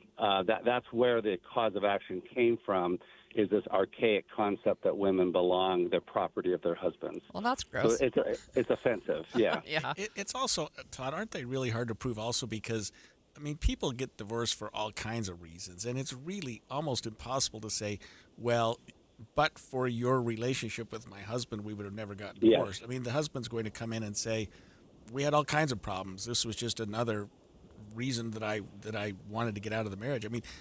I know I'm talking in circles here because I've done some of these cases, not probably anything like you, but they're almost impossible to prove, and they're kind of offensive anyway. Yeah, and as an attorney who's done, a couple hundred divorces in my career, I can tell you it's interesting to me, a lot of couples that I've worked with one of them on the divorce, it's often that there was an affair 10 or 20 years ago. They got over that, and they're getting divorced for other reasons. So, those seems to be things that a lot of couples can work through, which is great, which is great. And that's an individual thing for that couple to deal with. But this idea that you're going to get money from someone else because, maybe your marriage was already falling apart and it's quite common today for people to have boyfriends and girlfriends while they're going through divorces. I'd say that's, in my experience, it's more often than not that at least one of them has moved on. I have a question, too. You have another bill about common law marriages, and this is an even shorter bill. Can you tell us about that? Yeah, so Utah basically did away with common law marriages, I think, over a decade ago. So what we do recognize still is an unsolemnized marriage, but it's almost like getting that camel through the needle, trying to prove that. But again, 43 states have abolished common law marriage. This is the idea that even though you never got married, that the law should treat the relationship as a marriage. And from my vantage point, either you're married or you're not. And sometimes this is often also used to kind of prevent cases from settling. So let's say you have two people who live together, who live together and share expenses for, let's say, 10 years, and then they get married for 2 years and are getting divorced, and one of them now wants alimony for the whole 12 years. And so that now they have this incentive to try to prove, well, we weren't married for 12 years, but we were together for 12 years. So it does create some ambiguity and some uncertainty into a divorce proceeding, and often you'll have to go to trial to get that resolved. So, and I would just say 43 states have moved away from it because it's really, I don't think it's the best idea, the best policy. Todd, can you tell us where these two bills sit, and are you getting much pushback? Because it seems to me, just as a lawyer, and I've only done this for 43 years, that both of these make a lot of sense. Well, yeah. So these bills just got numbered, and I knew they were numbered because I started having reporters call me. Because if it's a slow news day, the first thing you do is you look at the newly numbered bills. So I actually haven't had an opportunity to get reactions from my colleagues yet, my legislative colleagues. I have posted this in a Facebook group for lawyers, and some people love these bills, and I am getting some pushback, especially on the common law marriage one. So it'll be interesting to see what happens, in the next month or two. Yeah, thanks so much for joining us, Senator Weiler, as we get ready to kick off the 45 days of legislative session. Two concepts you don't really think about: alienation of affections as a reason you can sue someone, and common law marriage as a way to break up your relationship and define who gets what. We had a texter just say, can I apply this rationale to zoning and let me sue the city because I could have built my home as a fourplex, but for their meddling with my property rates. All right. So earning more money should be good news, but for some families, it triggers the loss of essential benefits. So Congressman Blake Moore has a proposal aimed at smoothing out what people call the benefits cliff, and we're going to talk about that when we come back. Hi, it's Julie. January is normally a winter wonderland in Logan, but instead we're wondering about winter altogether. This weather. It's easy to get stuck in a rut this time of year, so get in your car and escape to Logan for a refreshing change of pace. Get a hotel, swim in the pool, and check out great restaurants that are new to you. Catch Aggie basketball, gymnastics, or hockey, and especially Aggie ice cream. Bull Tracks is my personal favorite, in case you were wondering. Take in a live performance or see a classic flick at the Utah Theater. Throw hatchets, go bowling, or ice skate outdoors. Ski the Beeve and check out their new lodge, or rent snowmobiles in Logan Canyon. Enjoy a sleigh ride through a giant herd of elk. I don't really know if you should pack winter boots or galoshes and an umbrella, but either way, your Logan stay will be packed with fun, great food, and beautiful scenery. Just get here. Check out explorelogan.com/winter, explorelogan.com/winter, explorelogan.com/winter. It's the dawning of a brand new year, and NPS is here to make sure that new year is wonderful by helping you, all of our families, buy at great, great prices. You know, each and everything in the store, any given day, is 20 to 70% off. And then they have additional sales. They change all the time. New things are coming into each of the stores, and you can save even more at NPS. And of course, if you're looking to eat a little healthier this year, NPS has the great produce. They have things that you are looking for to make sure your family eats well and eats healthy. And of course, there are many things for your home as well at greatly reduced prices. NPS, it is the nice place to shop and the nice place to save. Each of their locations, 2 in Salt Lake City on Empire, 1 in Orem, and 1 in Layton. NPS for the brand new year. My friend Joey means well. Always remember that the early bird gathers no moss. But he gets a little confused. You know, you can't make a silk purse out of a wooden nickel. Like Joey, many of us can be confused when it comes time to plan for retirement. When to take Social Security, how to use that 401k, what about the stock market, taxes, and Medicare? Todd Kim at Galileo Wealth Management can help to simplify retirement planning. His goal is to have you walk into retirement with confidence, not worry, and to address the #1 concern among retirees today, the fear of running out of money. Call Galileo Wealth today for a no-cost, no-obligation meeting to talk about the details of your retirement. 385-247-7000. It's 385-247-7000 or online, GalileoWealth.com. And remember, one man's trash is thicker than water. Of course, water's not thick at all. It's watery.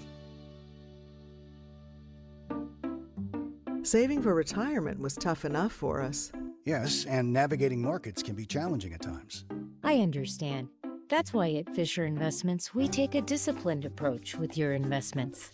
Tell us more about that. We take an active approach to money management, positioning your portfolio for opportunities we see ahead.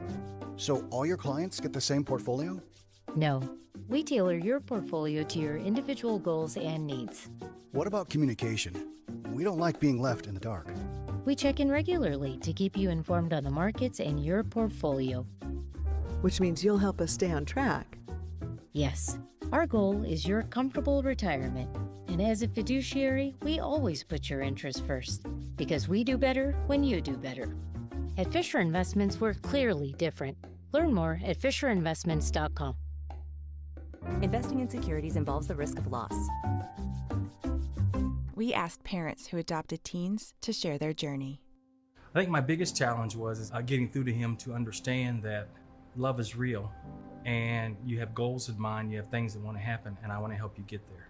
Sometimes people tend to shy away from wanting to adopt teenagers because they feel like they've lost so much, but there's still so much to gain. Just knowing that there's just that other person that cares and loves me out there, it feels great. And they've done so much for me, and I can only be appreciative every single day for just having them in my life. I think it's been the best decision because I gained a son, and he's the best son ever. If I was down and out, he'd be there. Learn about adopting a teen from foster care. You can't imagine the reward. Visit adoptuskids.org to learn more. A message brought to you by Adopt US Kids, the U.S. Department of Health and Human Services, and the Ad Council.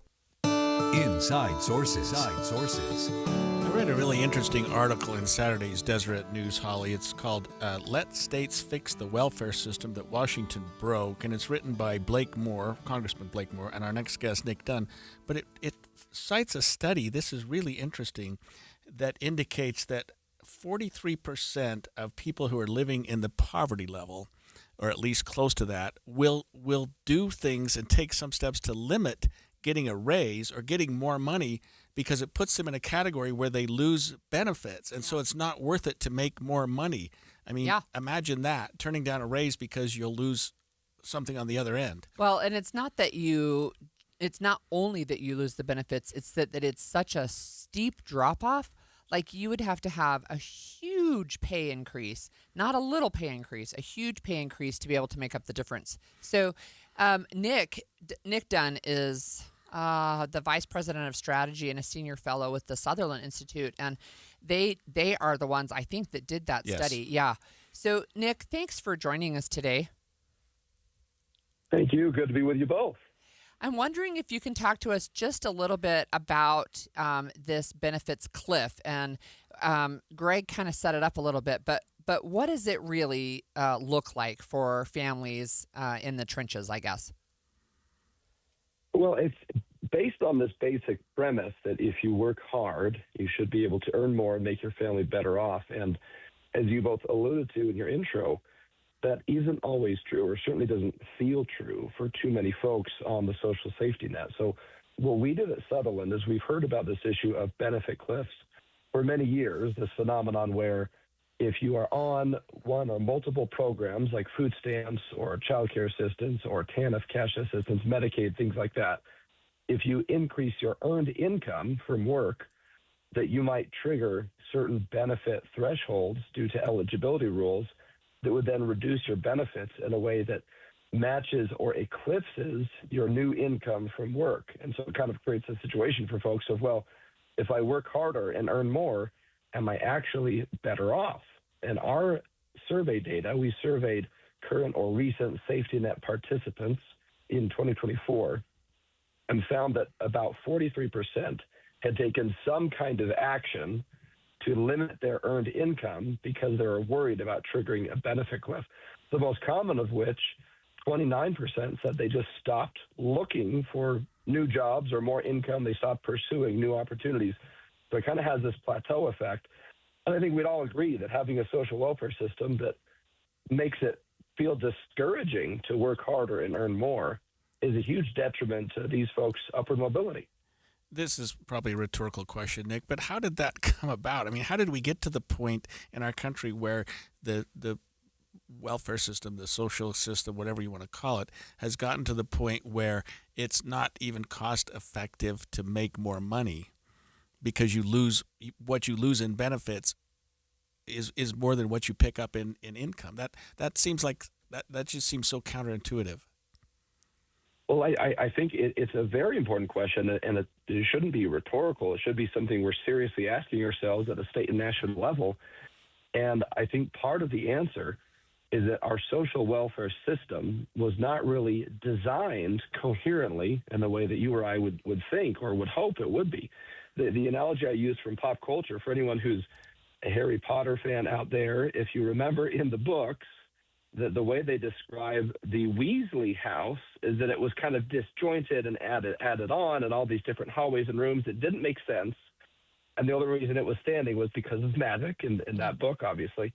And I kind of use that analogy with our social welfare system, that if you go back to the many, many decades ago, when various programs that we consider part of social welfare were brought online and then tinkered with and adjusted, you have over 80 programs that make up kind of the entirety of the social welfare system. We spend over $1 trillion a year as a nation, and that's not even including the hundreds of billions of dollars in state spending. So you have 80-plus programs that report up through multiple federal agencies that then are accountable to various congressional committees. So the sort of fractured nature of our system makes aligning eligibility rules in such a way that we could reduce or eliminate any work disincentives very difficult. So I think it largely stems from a design issue. And then obviously, reasonably, we want people, as their income increases, we have to roll them off of these programs somehow in a way that makes sense. Testing innovative ways to do that preserve fiscal responsibility while also not causing disincentives to actually work and earn more has been challenging. And that's partly why we're arguing for allowing states to take a stronger role as innovators to figure that out. Yeah, Nick, so one of the things that has always struck me about this benefits cliff is it is a disincentive then for people to try and better themselves. And maybe that's not the right way to say it, but to try and have some upwardly mobile economic possibilities because it's too big of a leap. So what is this new proposal from Representative Moore? The Upward Mobility Act is a new proposal in Congress that Congressman Moore is the House sponsor for. And the idea is fairly straightforward, where the bill says that let's give states some additional authority to fulfill their constitutionally designed role as innovators, meaning the bill creates a pilot program structure where up to 5 states can blend together funding streams from up to 10 different of these federal safety net programs in order to test different approaches to, yes, providing temporary help to those who are in need, but also tapering down those benefits in a coherent, cohesive way, such that as these families earn more, work is always incentivized. And the basic argument that I would say is that we keep asking Congress to try and fix really thorny public policy issues.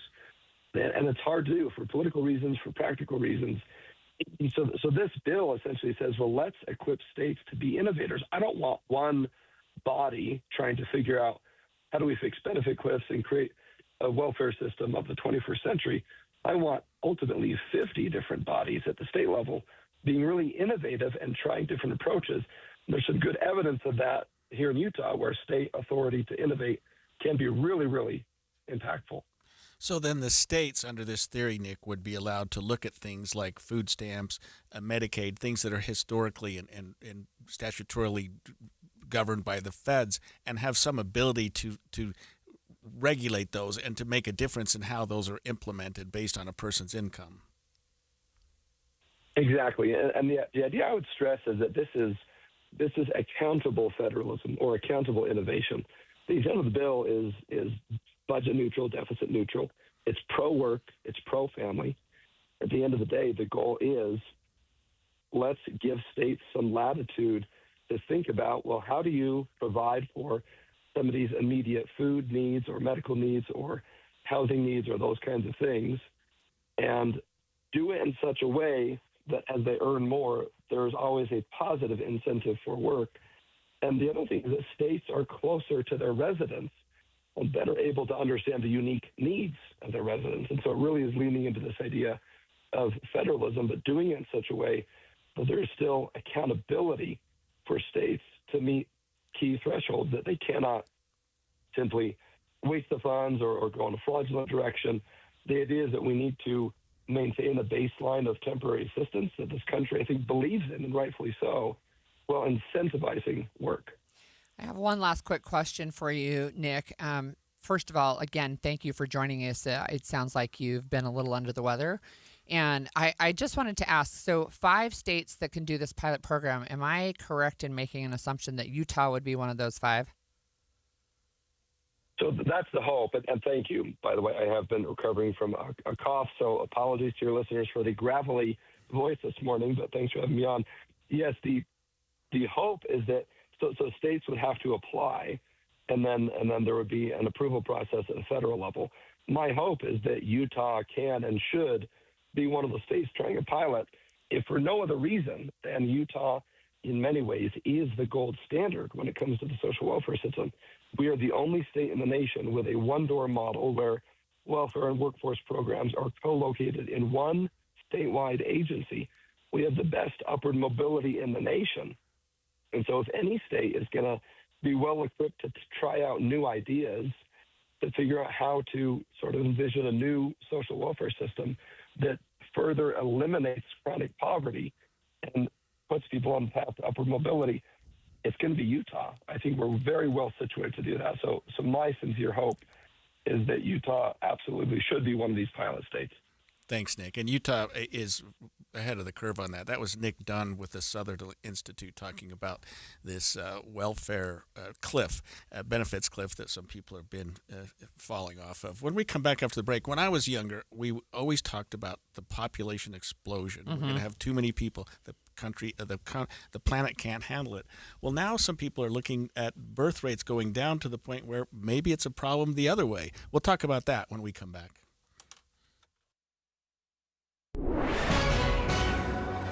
10:30 at KSL News Radio. I'm Andy Farnsworth. KSL's top story this hour: air quality along the Wasatch Front expected to get a lot worse over the next few days. Our KSL weather team says expect yellow and orange air quality levels today, then potentially widespread red or unhealthy air in the valleys as early as tomorrow. Unfortunately, this will at least be a several-day event, and I know we've had many of those in the past here in Utah.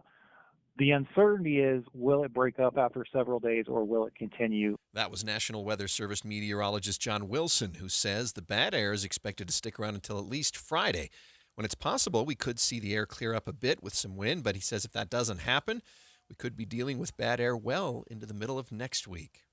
The Tooele Army Depot is letting people know they will be conducting outdoor operations on the North Area Test Range today. That means people may hear booms or see smoke coming from the range. Our top national story this hour from ABC News: more Americans appear to be traveling again. Commercial real estate tracker CoStar says the average U.S. hotel was just over 50% occupied last month, about 4.5% higher than December of 2024. Guests were also paying more. The average daily rate was $175, up from $169 the year before. ABC's Jim Ryan reporting. Your money at this moment: the Dow down 19 points to 49,484. Coming up, we still got a few slow spots out on the roads. Nothing major, but we'll tell you about where the hot spot is coming up next. KSL News Time, 10:32. A reminder about the simplest way to get updated for your day. Hit your KSL preset when you jump in the car, and we'll take care of the rest. Hear key news updates and traffic reports. Andy and Amanda from 5 to 9 in your car. KSL News Radio at 102.7 FM. 1877 Cars for Kids. KARS Cars for Kids. 1877 Cars for Kids. Donate your car today. 1877 Cars for Kids. KARS Cars for Kids. 1877 Cars for Kids. Donate your car today. Ready to get rid of that old car? Donate it to Cars for Kids. Call 1-877-CARS-FOR-KIDS to reach a friendly live agent. Donation is super easy, and your car can be picked up as soon as tomorrow. Call us now, 877-CARS-FOR-KIDS. That's cars with a K to donate your car today. 1877 Cars for Kids. KARS Cars for Kids. 1877 Cars for Kids. Donate your... Did you know you can donate real estate too? Go to carsforkids.org. That's carsforkids.org. Happy New Year, Susan. I really appreciate you picking up the bill for lunch. I'm happy to. One of my New Year's resolutions is being better with money. So I've started using Upside, the free app that pays you cash back for buying gas. Wait a minute. Are you saying you actually get paid cash when you buy gas with the Upside app? Yes, I earn cash back just for buying the gas I was already buying. Does that actually add up to anything? I'll make $200 to $300 this year. year. Wow, that's serious extra cash. I'm downloading the Upside app now. Download the free Upside app now in the App Store or Google Play and start earning cash back on everyday gas purchases. Use promo code RIDER for a 25 cents per gallon bonus on your first tank. That's up to 50 cents per gallon on your next fill up. You can cash out anytime, right to your bank account or a gift card for Amazon and other brands. Just download the free Upside app and use promo code RIDER for a 25 cents per gallon bonus on your first tank. That's code RIDER. Code RIDER. Offers vary by user and location. Go to upside.com for terms and conditions. At Uline, they know firsthand the road to success is an uphill climb. Uline started in the family basement, and through hard work is now North America's most trusted shipping and industrial supplier. They get what it means to have the support of reliable, hard-working partners. So they keep 41,000 items ready to ship. Whether your company is still in a basement office or expanding cross-country, Uline will be there on your road to success. Visit uline.com. Since 1947, Whipple Service Champions has been Utah's most trusted name for heating, cooling, plumbing, and electrical services. Got a high-priced repair bill from another company and you're just not sure about it? Call Whipple. Get a free no-pressure estimate or bring in their quote for an honest second opinion totally free. Whipple Service Champions is Utah's first place for second opinion since 1947. Call 385-273-7167 for your free estimate today. 385-273-7167.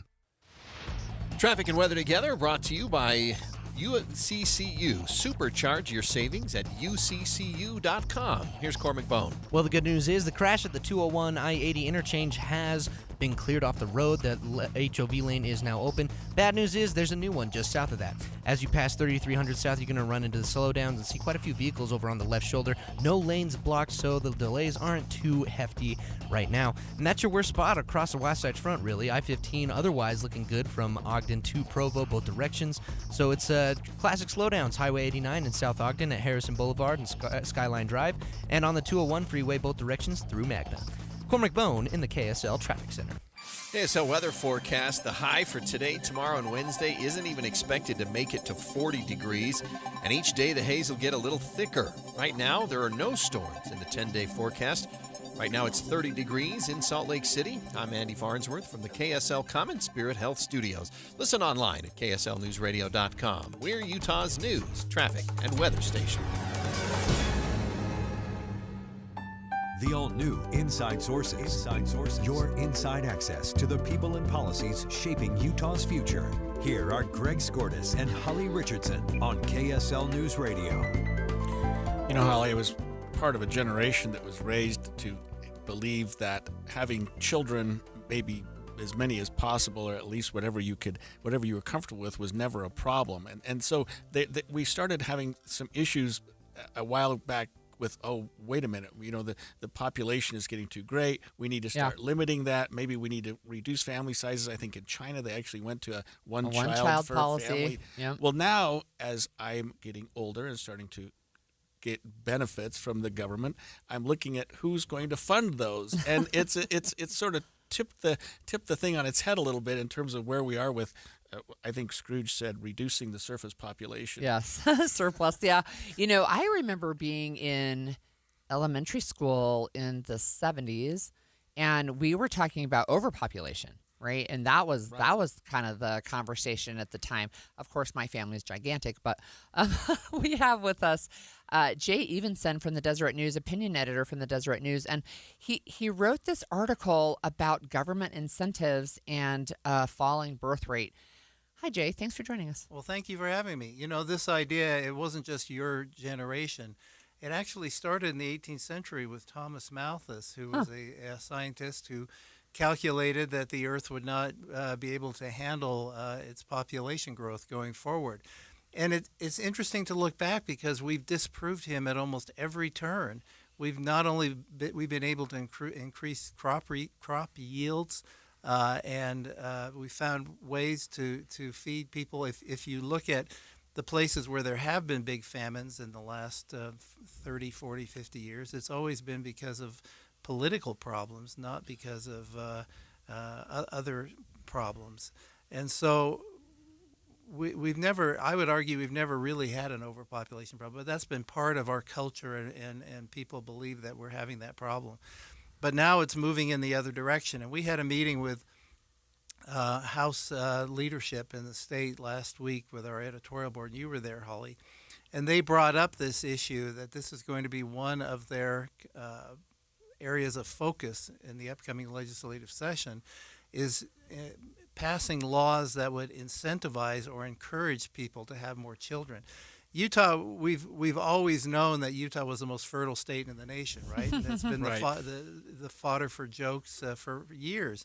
It's no longer true. In fact, Utah is falling rapidly, and it depends on how you measure it. But I measure it. I cite some statistics here for live births per 1,000 women between the ages of 15 and 44. Utah's gone from first in the nation in 2014 to 8th in the nation. And there are other ways of measuring that actually put Utah at 10th in the nation in fertility. And the legislature sees that as a problem, and I think it is too. I just don't know that government is the answer. Yeah, I mean, I had to sneak out a little early last week, but one of the questions that I have is, how does the Utah legislature want to incentivize this? So I see their priority is to help encourage families to have more babies. But when I looked at the legislative website, I don't see any specific bills yet. No, they talked in vague terms about making daycare more affordable. Well, but rather than just giving money to daycare or subsidizing that by maybe allowing daycares to have more children per daycare center, whether licensed or unlicensed, and they talked about maybe removing some other obstacles in the law that maybe favor people without children rather than people with children. But it's kind of vague. Now, the Heritage Foundation, which is a prominent conservative think tank in Washington, has come out with a list of things that it wants to see. More child tax credits. I can't remember some of the other things that they had talked about. But this has become a kind of a conservative talking point. And there are good reasons for it. The population is not falling in the U.S. yet, but that's because our births still outnumber our deaths.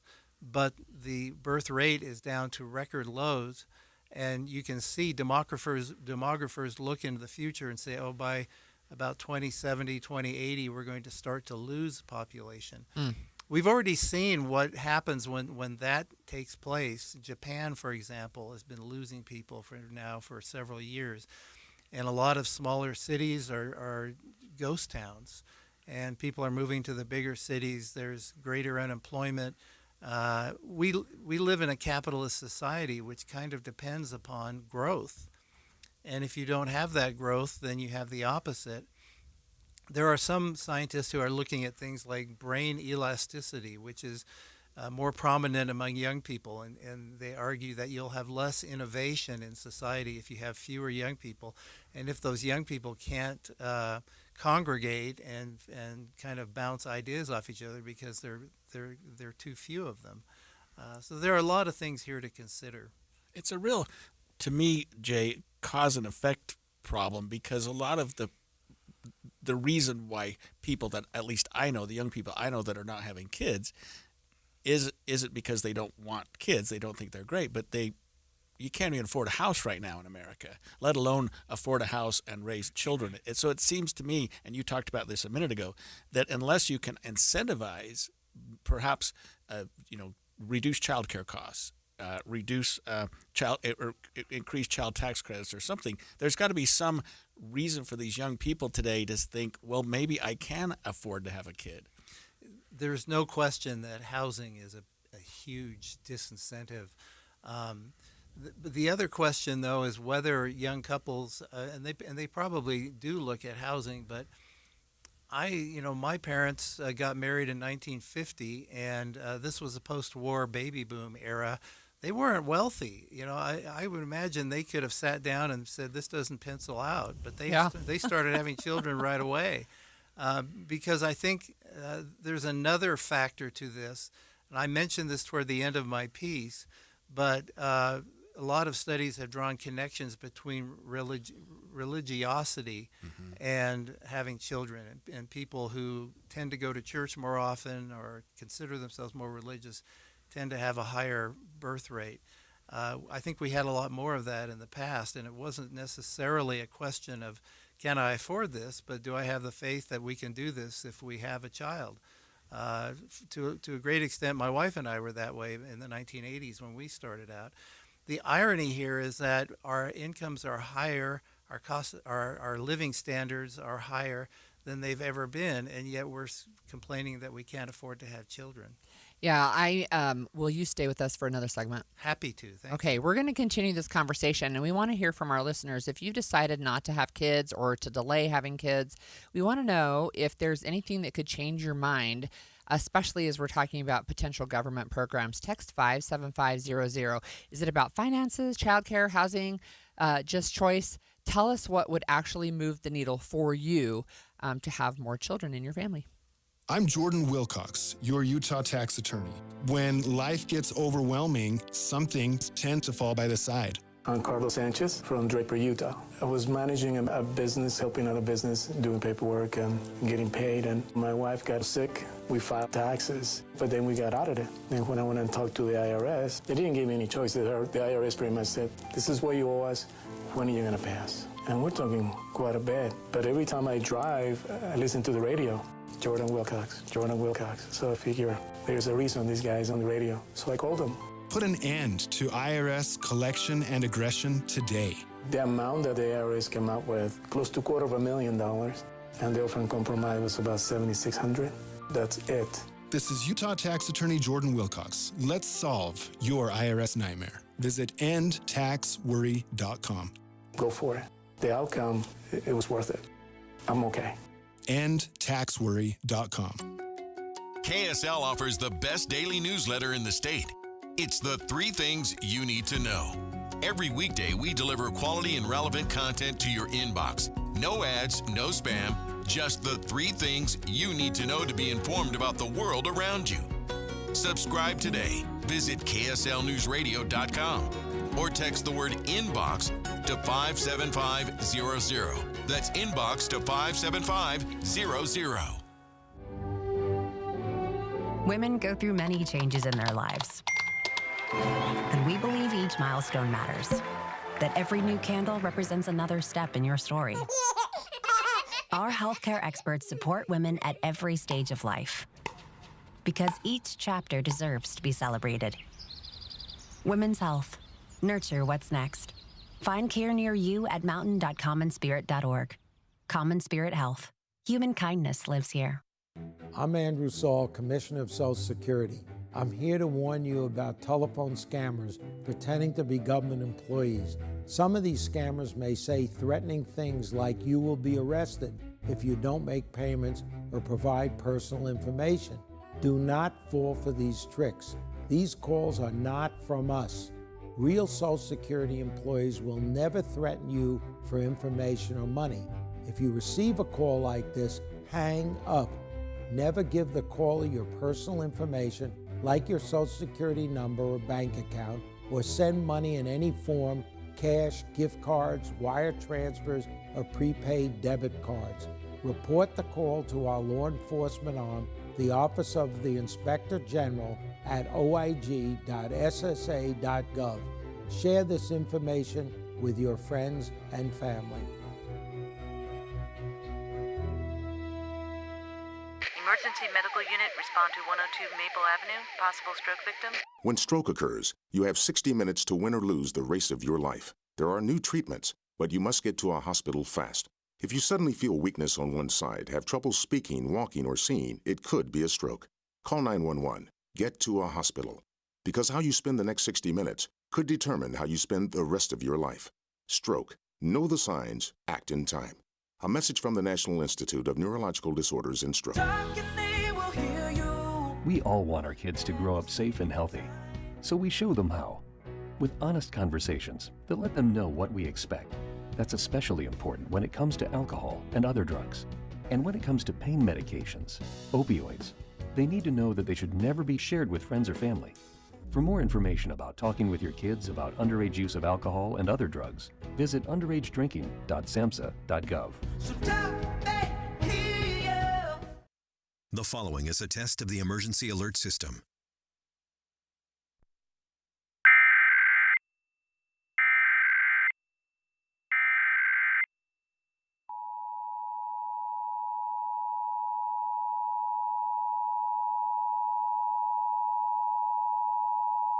This is a monthly coordinated test of the broadcast stations and cable systems in your area. We are testing equipment that can quickly warn you during emergencies. Had this been an actual emergency such as severe weather, earthquake, or evacuation, the alert tone would have been followed by official messages. This station serves the Utah operational areas. This concludes this test of the emergency alert system.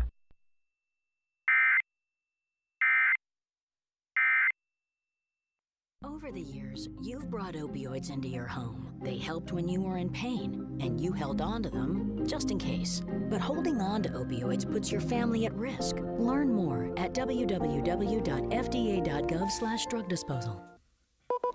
The new Inside Sources.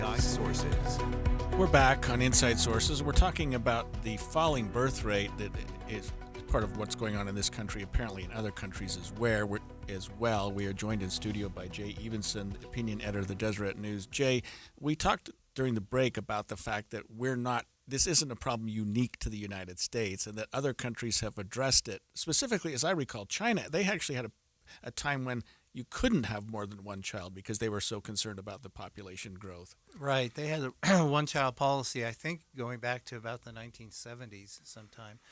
That became really ingrained in their society. For a while, my oldest son was working for the State Department, and they were stationed in Beijing, and we went and visited them, and they had 3 little children. And you should have seen some of the looks we got just walking around town, or especially if you went in a restaurant. They had no idea how to deal with that big of a family. Yeah.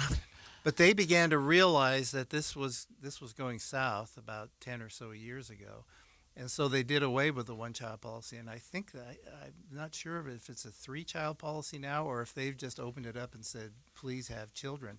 And they're trying to urge Chinese people to have more children, but they're not interested now. They've gone through this whole generation without any large families, and the young people are not interested. They don't want to marry. They don't want to procreate. They want to continue on with their careers.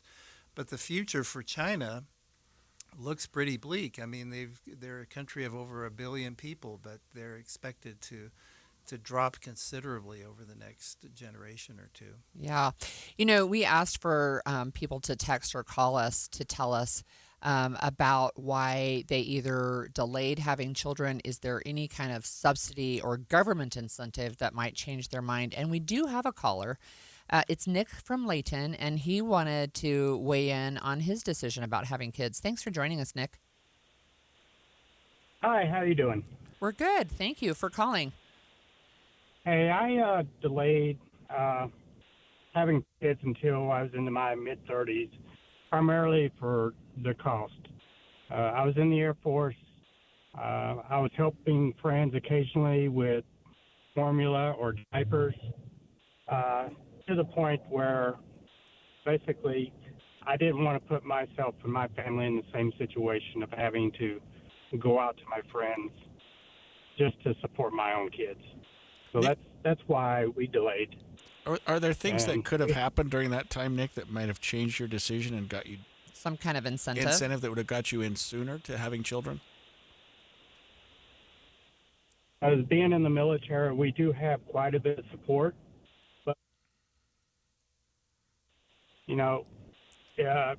Even back then, this is like 26 years ago, it was still up to a year wait to get your kid into daycare after you have an infant. And then, of course, then your spouse is not working all of a sudden. So I don't think, unless there was more daycare possibly, but I think that's about the only thing that, really could have helped.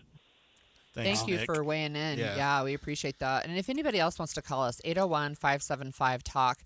And we have a couple of texters. And Jay, I wonder if you can have some input on these. There's one that says, I am delaying having kids due to the overall cost between the total cost of, and then they name 5 things: healthcare, childcare, housing, low income, and availability of medical care in a rural town. And then another one says, and this is similar, we had 7 kids and struggled to make enough money, but now that I am 81, those 7 kids are more important to me than all the money I could have saved without them. Well, I think the important thing to stress here is this is a very personal decision how many children to have. And I don't want anyone to think that I'm being judgmental in any way. And I think government has to be careful not to make people feel guilty for one decision or another. But it's true. Some people will operate just solely on faith and look back and say, we found a way to do it, we did it. Other people will calculate the cost and say, well, we can't quite afford to do it. It's a personal decision. The question that I'm kind of delving into here is there anything government can do to incentivize or change that decision? And it's sounding like that's a pretty heavy lift. It is. And, one of the things, though, that seems to be coming up over and over, whether it's caller or texter, but the availability of childcare, if feeling like the finances can't support a one-income family, what happens with the child? And I know we've had this conversation multiple times on this show, and people have talked about all kinds of creative ways they do it. And this is one suggestion. What about a government-backed mortgage at 3.5%? If you have 2 or more children, you can qualify based on your credit worthiness. I mean, that's something, right? We adopted from Russia in 1998, early 1998. And while we were there, they were already talking about trying to incentivize large families. But to them at the time, and it's changed since then, but if you had 10 children or more, then you got a stipend, you got some kind of a pension for the rest of your life, and the women actually got a medal as a hero of the nation, right, for having 10 kids. There you go. That's 10. What we need. That would do it. Look, part of the other nations have tried a lot of these things, and you look at Finland, a very wealthy nation.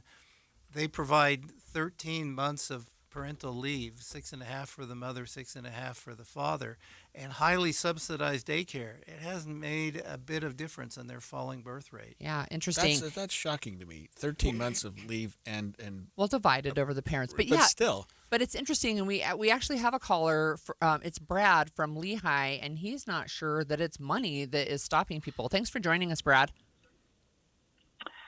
Yeah, so if you look at the demographics of who are having children, it is the low birth rates are among the wealthiest in the United States, whereas the highest birth rates are typically among the lower income. And so it's not, and you really want to encourage people who have the means to support these children, educate these children, to be having the children. So I think our emphasis needs to be on what do we do to motivate people to have more children.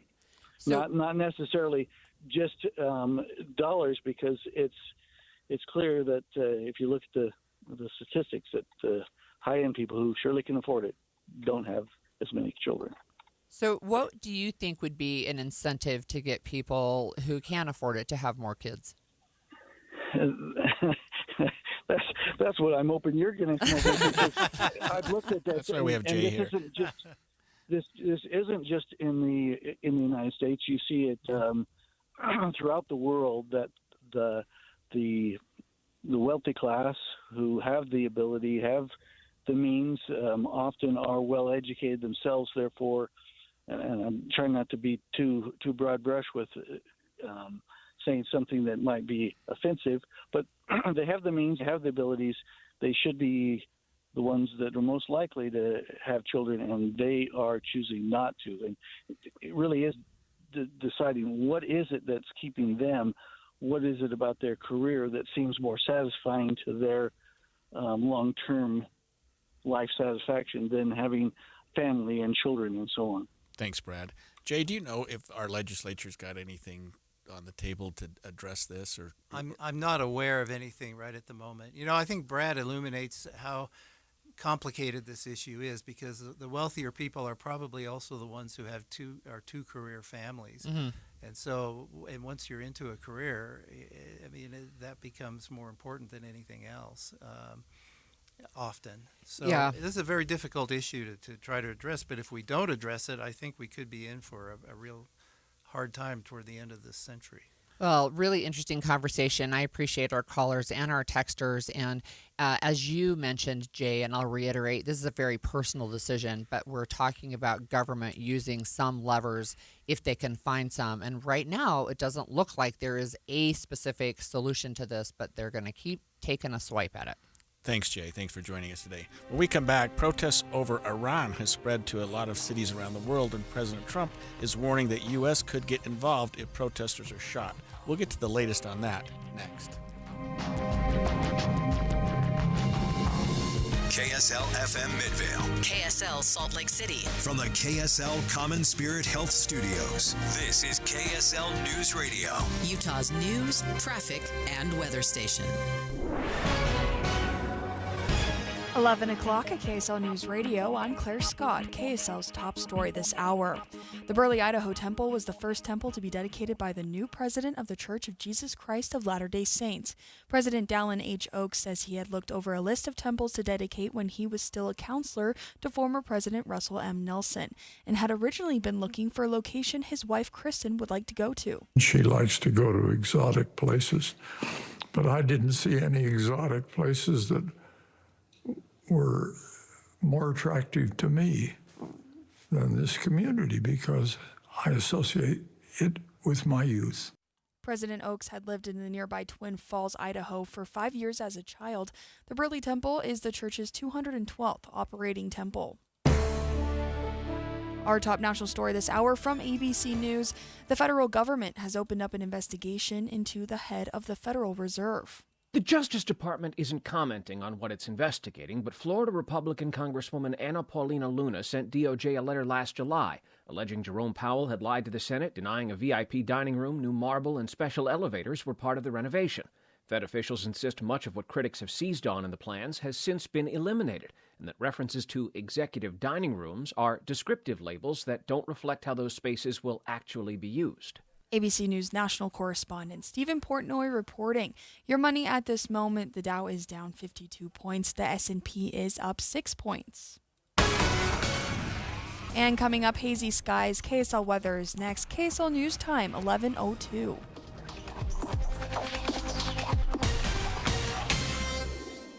The sources where we get our news matters. When you listen to Utah's Morning News, we want you to feel the stories are important to you and trustworthy. This is Amanda Dixon. And I'm Andy Farnsworth. Join us weekday mornings on KSL News Radio. I was in foot pain for 20 years, trying to give it relief, buying all these different insoles. Drugstore insoles, custom insoles. I spent thousands of dollars. I bought all these products, and not a single one worked. I really, truly needed to have relief in my feet. And the Good Feet arch supports were what gave me the relief I needed. For over 20 years, we've been helping people like Teresa actually live the life they love without their feet getting in the way. They wanted to make sure that I got something that my feet felt good in, not somebody else's feet. I love the fact that I can wear these arch supports in all my shoes. I have boots, I have cowboy boots, I have running shoes, I have walking shoes, I have flat shoes, I have heels. It makes me so happy. If you ask my husband, he will crack up because there is no store I would rather go in than a shoe store. I'm Teresa, and that's my Good Feet story. See what we can do for you with a free personalized arch support fitting at the Good Feet store. We have locations in Farmington, Riverton, and Sandy. Looking for a secure retirement plan without market risk? Look no further. Lyle Boss, president of Boss Financial, specializes in no market risk retirement strategies with guarantees of principal, guaranteed growth, and lifelong income. Join Lyle right here each Saturday and Sunday for his Safe Money radio show, and call him now at 855-355-SAFE for your complimentary customized Safe Money information kit and Safe Money book. Nothing but upside here at 855-355-SAFE. What if you could have reliable and intelligent Wi-Fi? And get this, what if you could keep it at the same price for 5 years? That's the Xfinity 5-year price guarantee. 5 years of Wi-Fi that boosts speeds to the devices that need them most. That finds and fixes problems before you even notice them. Like super intelligent Wi-Fi with a 6th sense. And that keeps you gaming in the fast lane, even when the whole family is banking on bandwidth. All your devices working in perfect harmony for 5 whole years. And here's the best part. No annual contracts, no hidden fees, and our best equipment included. Hey, let's face it, a lot can change in 5 years. Kids grow taller, dreams grow bigger. But your Wi-Fi? It would stay reliable and the price would stay put.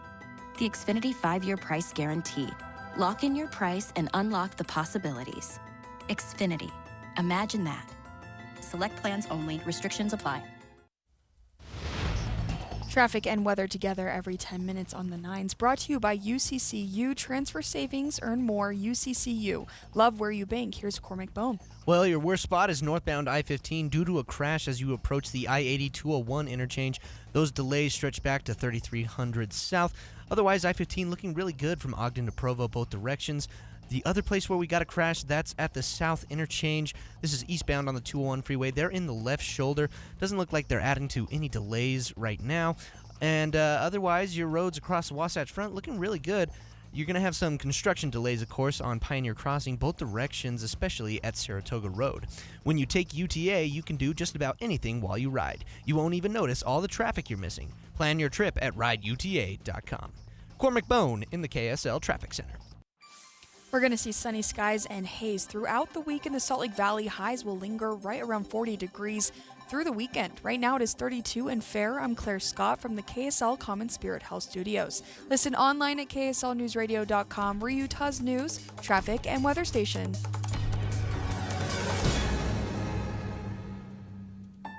The all-new Inside Sources. Your inside access to the people and policies shaping Utah's future. Here are Greg Skordas and Holly Richardson on KSL News Radio. Well, protests over Iran spread to cities all around the world. In Los Angeles, a U-Haul truck drove into a crowd during a rally yesterday against the Iranian government. We are told no one was seriously injured. And now President Trump is weighing in, saying the U.S. may jump in to defend protesters in Iran. Here's ABC's Nicole D'Antonio about the driver of that truck.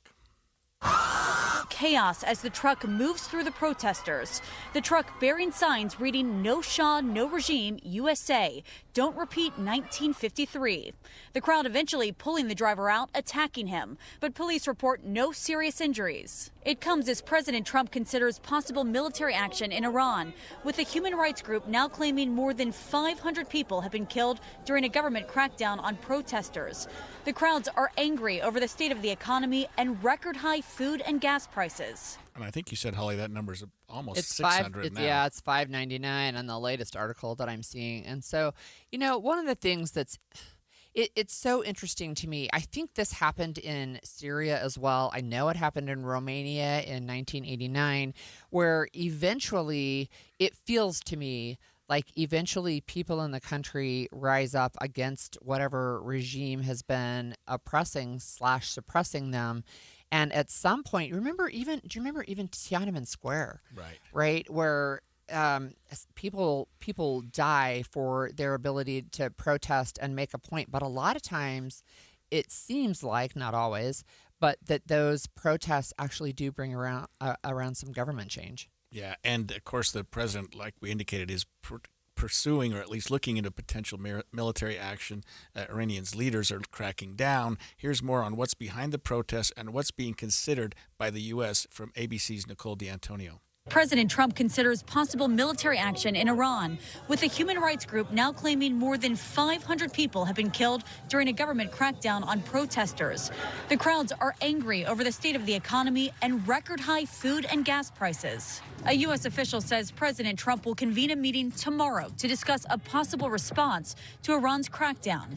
The president has already reportedly been briefed on a range of options for military strikes. We're looking at it very seriously. The military is looking at it. The president says Iranian leaders called him Saturday. They want to negotiate. I think they're tired of being beat up by the United States. A meeting is being set up, but we may have to act because of what's happening before the meeting. But a meeting is being set up Iran has already threatened to target American and Israeli military bases if the U.S. intervenes. Any U.S. intervention could lead to the biggest political upheaval in Iran in more than 40 years. The last Shah of Iran was ousted in 1979 during the Islamic Revolution, which ended with Iran's monarchy being replaced by strict religious rule. Now, the Shah's son, the exiled crown prince, is appealing to President Trump directly. This is why they believe that this time they are empowered by the hope that you have their back. Asked whether the U.S. should assassinate Iran's supreme leader, the crown prince saying this: We need to cut the state's head off for good. Some of Trump's closest allies also joining the call for regime change. If I were you, Mr. President, I would kill the leadership that are killing the people. But other lawmakers warning against military action. What I'm worried about is if we take a kinetic strike, does that actually unite the Iranian people in a way that the regime has not been able to? And the Crown Prince says he's ready to return to Iran and lead a shift towards democracy. But many Iranians are skeptical about a potential return to a monarchy. So that's one of the issues, right? Is we talk, what is the United States role here? And, you know, in Venezuela, we did not execute the president. We extradited him. Now he's the former president. But there are lots of places around the world that either are or recently, like very recently, like Syria, have been engaged in killing their own citizens for protests, for anything that the government deems, quote unquote, inappropriate. And it's, I mean, to hear a direct call to execute the leader of another country. Look, I'm not saying it hasn't happened in the past, but this is something where we've talked about this. You've got a power vacuum. If you take out the leader and now you have an exiled prince saying, well, I'll come back and I'll be a monarch, right? Again, instead of the religious leader that we have. Right. And, you know, Iran is a lot different animal than Venezuela. I mean, coming into and remove a despicable leader in Venezuela, which is part of the Western Hemisphere, which is part of, you know, the U.S. plan to sort of have more control over our region is one thing. But going to Iran, which is, I mean, how are Russia and China are not going to sit back if we invade Iran. I mean, that's a little different. Right now, they're not happy with what happened in Venezuela. They're issuing statements that are critical of it, but nothing other than just rhetoric has occurred so far. Iran could be different. I really fear that. Yeah, and look, we also know this has happened in Iran. The internet is down, phone lines have been cut off. It's hard to get information in or out.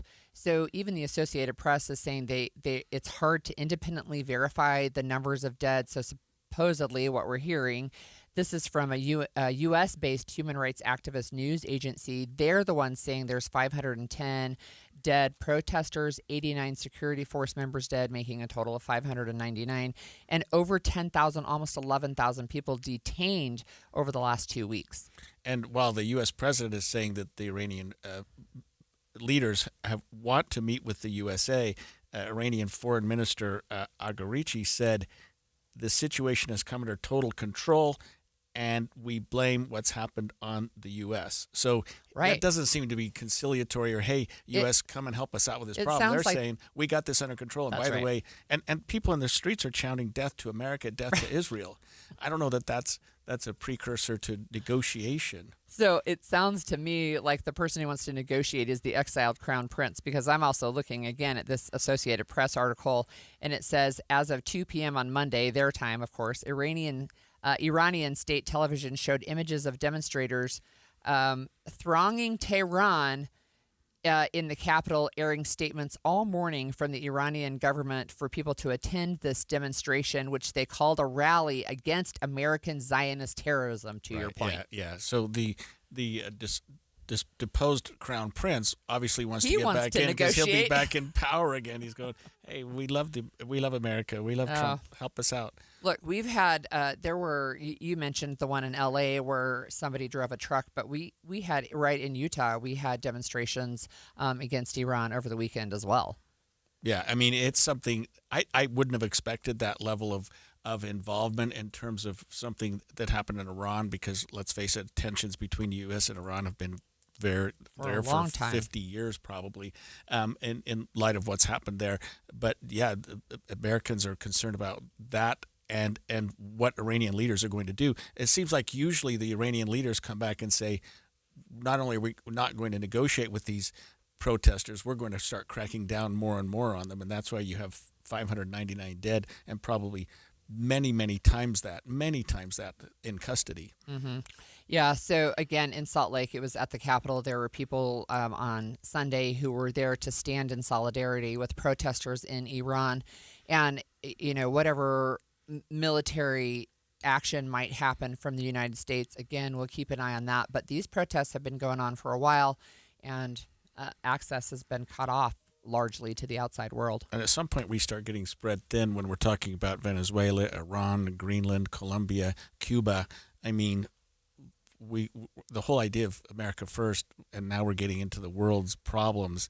Maybe good, maybe bad. But remember, we did a strike to take out their uranium enrichment sites too. So with mixed results. Yeah. Okay, well, when we come back, we are going to be talking about, I think it's Grok, Elon Musk's AI chatbot, because it was making naughty pictures when people asked it to. We're going to talk about that when we come back. Many of us not only are reflecting on the year past, but we're looking forward to the new year. And a great place to kick in the new year is at Ruth's Chris Steakhouse. And of course, we're very lucky. We've got 2 locations. We've got Hotel Park City and downtown Salt Lake City at 275 South West Temple. Anticipate that special meal after everything calms down in early January. We all need a little bit of a boost, right? It's Ruth's Chris Steakhouse. Think of those delicious steaks that are served on that sizzling hot plate. And of course, there are other entrees as well, poultry, seafood, cooked to perfection. The side dishes are magnificent. And of course, before you start your New Year's diet, you might want to cash in on one of those wonderful desserts that awaits us at Ruth's Chris Steakhouse. This is the time. Make your reservations now. Kick in the new year with Ruth's Chris Steakhouse. You gave years, maybe decades to your job. You showed up, worked hard, and planned for retirement. But now the company's changed. Or maybe you've taken a buyout or been forced into early retirement. So what happens next? I'm Jeff Jr., founder of Trajan Wealth. And if you've built up a 401k or thrift savings plan, now is the time to ask, is that money really working for you? Many workplace retirement plans offer limited options and even less guidance. At Trajan Wealth, we help people just like you roll over their accounts into IRAs with more flexibility and personalized investment strategies built around your goals. For households with $500,000 or more, let us build you a personalized plan. We operate on veteran values, service, trust, and doing what's right. Your next chapter starts now. Call Trajan today, 801-207-9900. That's 801-207-9900. Advisory services offered through Trajan Wealth, LLC, an SEC-registered investment advisor. See website for details. 1-877 Cards for Kids. KARS Cards for Kids. 1-877 Cards for Kids. Donate your card today. 1-877 Cars for Kids. KARS Cars for Kids. 1-877 Cars for Kids. Donate your car today. Ready to get rid of that old car? Donate it to Cars for Kids. Call 1-877-CARS-FOR-KIDS to reach a friendly live agent. Donation's super easy, and your car can be picked up as soon as tomorrow. Call us now, 1-877-CARS-FOR-KIDS. That's Cars with a K to donate your car today. 1-877 Cars for Kids. Donate your car today. Did you know you can donate real estate too? Go to carsforkids.org. That's carsforkids.org. At Social Security, we are always thinking of ways to save you time and make things easier. That's why we created My Social Security. Opening a My Social Security account gives you secure access to your personal record and interactive tools tailored for you. You can see if you are eligible to receive benefits, view spousal benefit estimates, and compare retirement benefit estimates at different ages or dates when you want to start receiving benefits. Already receiving benefits? Use your account to change your address, set up or change direct deposit, get a proof of income letter, and more. In most states, you can also request a replacement Social Security card. Save time. Go online. Open a My Social Security account at ssa.gov/myaccount. Social Security, securing today and tomorrow. Produced at U.S. taxpayer expense. Matthew. Huh? Oh, sorry. It's okay. I just need you to listen to me. I know that a lot of times, Mom, it might not seem like I'm listening to you, but I am. I hear you. And what you say really does matter to me. I mean, let's be honest. No kid likes rules, but I get why we have them. I hear you, and I know it's because you care. All the talks we've had over the years, including what you've told me about not using alcohol and other drugs, they stick with me. And believe it or not, they really do make a difference, especially at times that matter most. Hey, want a drink? No thanks, I'm good. So thank you, Dad, for talking and preparing me for what's ahead. Thanks, Mom, for never giving up and always being my biggest fan. Thank you for letting me know what you expect, so I can try to meet your expectations. Thank you for talking. For more information about talking with your kids about underage use of alcohol and other drugs, visit underagedrinking.samhsa.gov. Before a disaster turns your family's world upside down, it's up to you to be ready. Get a kit, make a plan, be informed. Learn how at www.ready.gov. Brought to you by the Federal Emergency Management Agency and the Ad Council. Inside Sources. Well, Elon Musk's AI chatbot Grok, which I am not familiar with, is facing some international criticism after being linked to creating sexually explicit and AI-manipulated images. Governments and regulators in Europe and Asia are cracking down on sexually explicit content generated by Elon Musk's AI chatbot Grok on X, launching probes, imposing bans, demanding safeguards, and a growing global push to curb illegal material is in the works, it seems. You know, I saw this. I saw Grok on X actually issue an apology. So this AI bot issued an apology, but Malaysia and Indonesia have blocked Grok over these deep fakes that it generated. So I thought that, and maybe I'm naive, that all these AI chat boxes were creating these images. I mean, what is specific to Grok? I think part of it might be that they're that it's just available on an open platform. So it's part of X. It's like the AI chatbot in X. So you can say, hey, at Grok, is this true? Or which person did this? So when you ask it to create images, it's out there in the public. It's not even just for private use, which is, I think, one of the issues. So and it seems like if you're a creator or owner of one of these sites and you're getting shut down or regulated by Europe and Asia, you're probably going to change that particular problem, because America's next and who knows where else it's going in the world. I mean, you just can't. I mean, I understand the whole First Amendment thing, but that's not worldwide. And people have often just thought that there's so much room for just creativity and putting whatever you want on the internet.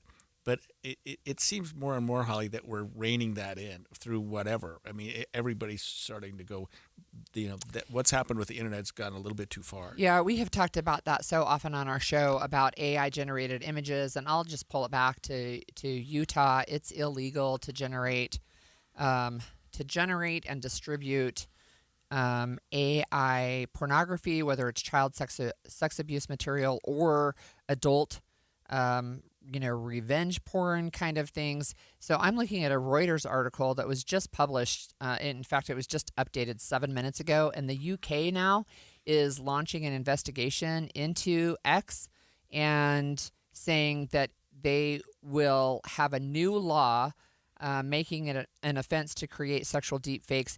That law is coming into force this week. And so they are going to use it against X and its AI chatbot. Yeah, I mean it's a creative problem that people can do these images and they're very offensive. But it's another thing when it causes harm to another person. But I just assumed that the deep fake images could be done by any of these AI. So I don't know if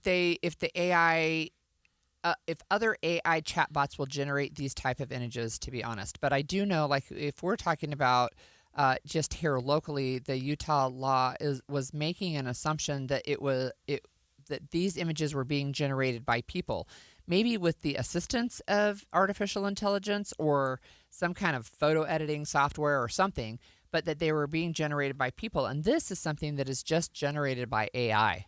Yeah, and it's spread throughout the world. I mean, India's ministry sent a formal notice on January 2nd to Grok, to Musk, I guess, saying you need to take this down or they presumably pull you off the internet. And they've said that they've blocked access to Grok in while this occurs. I mean, they've said that it's meant to protect women and children from AI-generated fake pornography content, citing Indonesia's strict anti-pornography laws. So here's something that X has done. They have made a change. So somewhere around the end of last week, between Thursday and Friday, if you are a subscriber, so you're a paid subscriber to X, you can do image generation and editing, but you're restricted. It will not digitally undress people to paid subscribers. However, there is an edit image button on images that are uploaded to X by anybody, and any user can use Grok to edit the image. So it only helps in one way, right? Like, it helps with a particular question, but it doesn't help prevent other users from being inappropriate. And I completely understand the harm that this can cause to especially young people when and I don't know, we've even had, like, who was it, Taylor Swift, other important, more notoriety, more noted people that are the victims of these generated artificial images and what that does for their reputation, what that does to them just personally. It's so offensive. Yeah, it's there's an article in the New York Times that says, look, there's one easy solution to the AI porn problem, and they say that the easy solution is, I think, to sue. Yeah, or to shut them down. I mean, if you're the regulator of a country, you shut them down in your country. That's a huge loss to Grok. Yeah. That's a huge loss to X. I mean, they don't want to be to the point where they're arguing with various countries about their right to publish artificially created, pornography. Yeah, right. So again, it's an issue for Elon Musk, and it seems like there's a little bit of effort from the X team, but at the same time, they also noted that their engagement is the highest ever. Yeah, I mean, there's so much to AI. We've been talking about this for a while now, and I don't want to hit it too hard, but that I've used this before, but that genie is so far out of the bottle, it's hard to put too much of it back in. And AI is such a brilliant idea. It's such an innovative concept. I mean, I used it this weekend for some things that I was working on. You kind of try to. I know my wife taught me. Well, she did, and then she gave it to me. She did a cut and paste and sent me some things. I'm like, will you look up this? And she did, and it was interesting. I mean, I had to tweak some things. I had to find some things, but I'm starting to work my way into the idea that AI is maybe not such a bad thing. Yeah. Yeah, it's things that started with, like, quote, put her in a bikini, and then it just goes from there, right? And there's lots of people who have asked, so whether it's consensual or not, and most of them are not consensual, but a lot of people have asked, for example, photo editors to say, okay, well, can you remove the bags under my eyes? Can you take away my wrinkles? Can you fix, like, even my daughter who does she takes photos, and she will, like, swap heads so that you have a child with their eyes open instead of closed, right? When you've got the whole family picture, those types of things. And it just seems like it's just not that far of a leap to start going into, hey, now can you put me in a bikini? Can you put my girlfriend in a bikini? Can you put this random, celebrity in a bikini? And then it goes from there. Right, yeah. And it's one thing to be able to, like, for me, when I have my photograph taken, I always tell them, can you fix the wrinkles? I know, right? But I don't tell them to make me 6 inches taller or, more fit or something like that. This texter has a question, by the way, and I don't know the answer to it, but I think it's a really good one.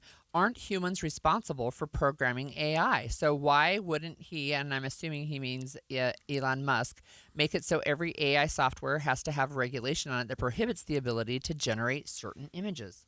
Would be very easy. I mean, I think that's an absolute possibility. What's the argument against it? Free speech? Yes. Like, what is that? Right. I mean, because it's not all harmful. I mean, you can generate an image of your girlfriend with a halo over her head, or you know what I mean, like that. Well, I right, guess, but we're specifically I know what talking we're about talking sexually yeah. explicit. And I think that is where they'll go. But you have to define that as well. I mean, you have to make sure that you're not throwing too much of it out. But yes, I think that texture is exactly right, and that's probably the future of what these groups are going to have to do in the future to keep that out. I don't even know, right? But at least you've got other countries like Europe they've really been, I think, at the forefront of regulating social media companies, and they're serious. I mean, they've imposed some really big fines, and they get some of the biggest companies in the world to comply because they're taking it really seriously. And I think in the U.S., we kind of equivocate a little bit and go back and forth. Yeah, so if money's on the line, they'll change. We'll see, yeah. So Mattel is expanding their Barbie lineup, and they're introducing a new doll that's designed to represent a person with autism. We're going to talk about what this means for kids and families coming up after this break. 11:30 at KSL News Radio. I'm Claire Scott. KSL's top story this hour.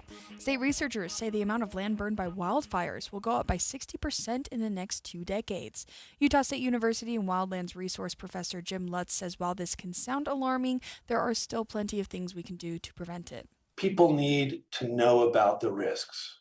You know, we had House Bill 48 last year. That's a great first step because it helps people understand that there is a risk. He says people can look up recommendations for preventing fires around their homes, and state agencies can continue their fire management efforts. Our top national story this hour from ABC News. New details today on last week's Border Patrol shooting in Portland, Oregon.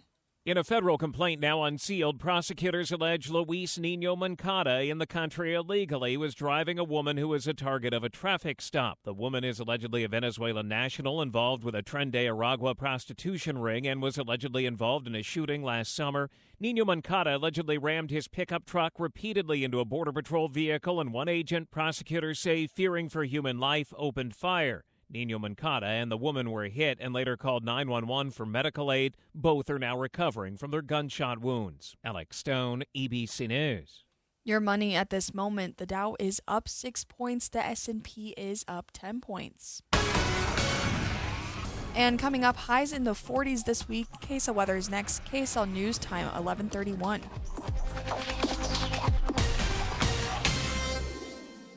Mornings are for recharging. And they're for starting your day right. We volunteer to join you in the car. Get news and weather at 102.7 FM during the most important part of your day. Andy and Amanda, each morning between 5 and 9 on KSL News Radio. When you're making resolutions for the new year, have you ever thought of making the resolution to get a new metabolism? So that your body is burning fat more naturally? I used to have a terrible metabolism because I didn't know what to eat or when to eat it until I did SOTA weight loss. I let go of 37 pounds, and now my metabolism works for me. I let go of 70 pounds in 5 months, and it was so nice because once that metabolism changes, the things that affected you more regularly don't affect you anymore.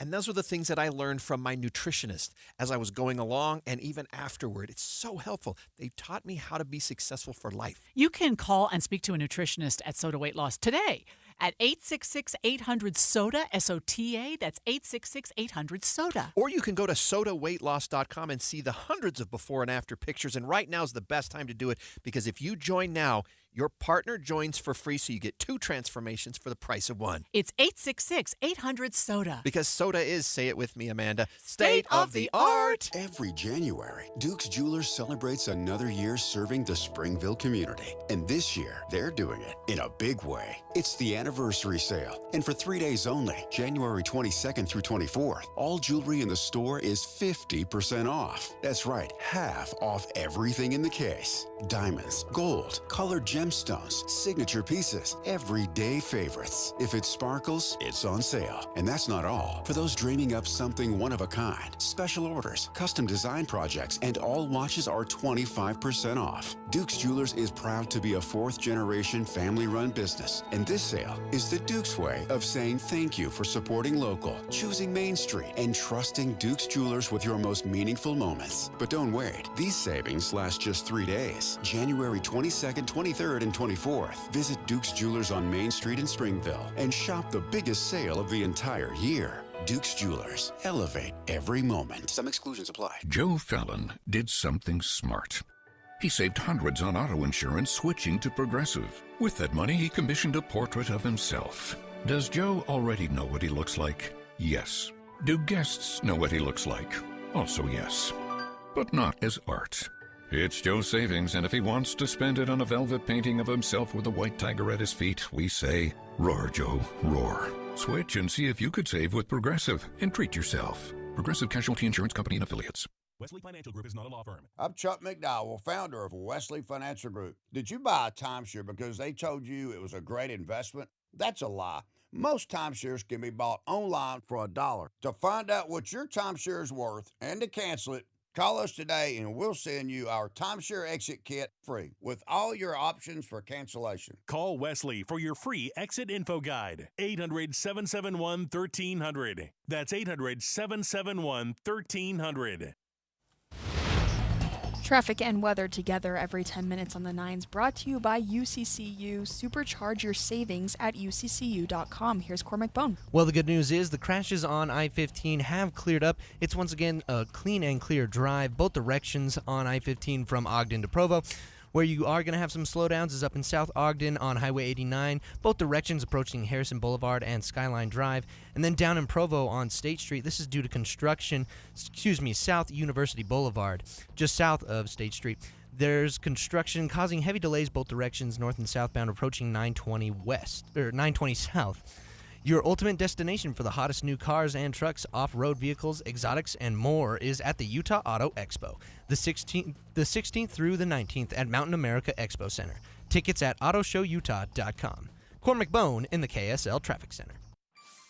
Highs linger right around 40 degrees all week long. Skies stay hazy and sunny through the weekend with some fog possible tomorrow night. Right now it is 34 and fair. I'm Claire Scott from the KSL Common Spirit House Studios. Listen online at kslnewsradio.com. We're Utah's news, traffic, and weather station. The all-new Inside Sources. Your inside access to the people and policies shaping Utah's future. Here are Greg Skordas and Holly Richardson on KSL News Radio. Well, Mattel, the toy company that gives us Barbie, is apparently introducing today an autistic Barbie. It is a part of its line to celebrate diversity. And by the way, I didn't realize this. They already have a Barbie with Down syndrome, a blind Barbie, Barbie and Ken with vitiligo, which is a pigmentation. And so it's not the first of its kind. And apparently, to Mattel's credit, they worked with the Autistic Self-Advocacy Network, ASON, a nonprofit group, to help understand what could and can't be appropriate for autistic people. And I think the idea is to introduce as many children to dolls that represent them. Yeah, and that's one of the things that I have loved about the Barbie line with so many different... It's not even, it's different races, it's different abilities, it's different body sizes. I was happy when they introduced a curvy one who was not just, this tall, thin idea, I guess, of a woman, but they're a lot more representative. And that's one of the things that's really important. So I have kids. I have a daughter with vitiligo, and in fact, when we adopted her, she had another parent considering adopting her and her younger brother, but they didn't want to because of the vitiligo on her face. So where she had she was African, and she had white patches all over her skin. But one of the things with this autistic Barbie that was just introduced today is the way that they spent time talking about how do we make this representative, because autism is a spectrum, right? So it doesn't look the same in everybody, of course, but what they ended up deciding to do with this doll is they gave her a loose-fitting dress, because a lot of people who have autism don't like tight-fitting clothes. Some do, so they had that conversation, right? They spent more than a year and a half trying to figure out what they were going to do here. But they added articulation, meaning that this doll can move her wrist and her elbows, which actually allows them to do stimming or self-stimulation, hand flapping activities that a lot of kids with autism do. She also comes with a fidget spinner, noise blocking headphones, and a tablet. Wow. And eye gaze. The doll is designed with an eye gaze shifted slightly to the side, which apparently reflects how some members of the autistic community avoid direct eye contact. So, I mean, somebody thought this out incredibly well, and I think that in a most sensitive way. And maybe this is something that young kids with autism can get a doll and say, "This doll's like me." And not only that, but it's also part of teaching kids, I think, about kids around them who might have differences or might have disabilities. So that we have children in a wheelchair. I was happy to see a Barbie in a wheelchair. I have a daughter and a daughter-in-law with prosthetic legs, and Ken has there's a Ken with prosthetic legs. There was a doll last year that came out that has type 1 diabetes with a pump, right, an insulin pump. So I think not only for the children who are experiencing seeing a doll that reflects their reality, it also helps, I think, engage children who are going to be around people with autism and around people with type 1 diabetes, around people in wheelchairs. And I know my daughter that's 11, she is sensitive to the way other people interpret things, right? And we just did a Boy Scout training. One of the boys there, pretty sure he was on the autism spectrum because he was flapping his hands and had some indicators to me that would say, yeah, he's probably on the spectrum.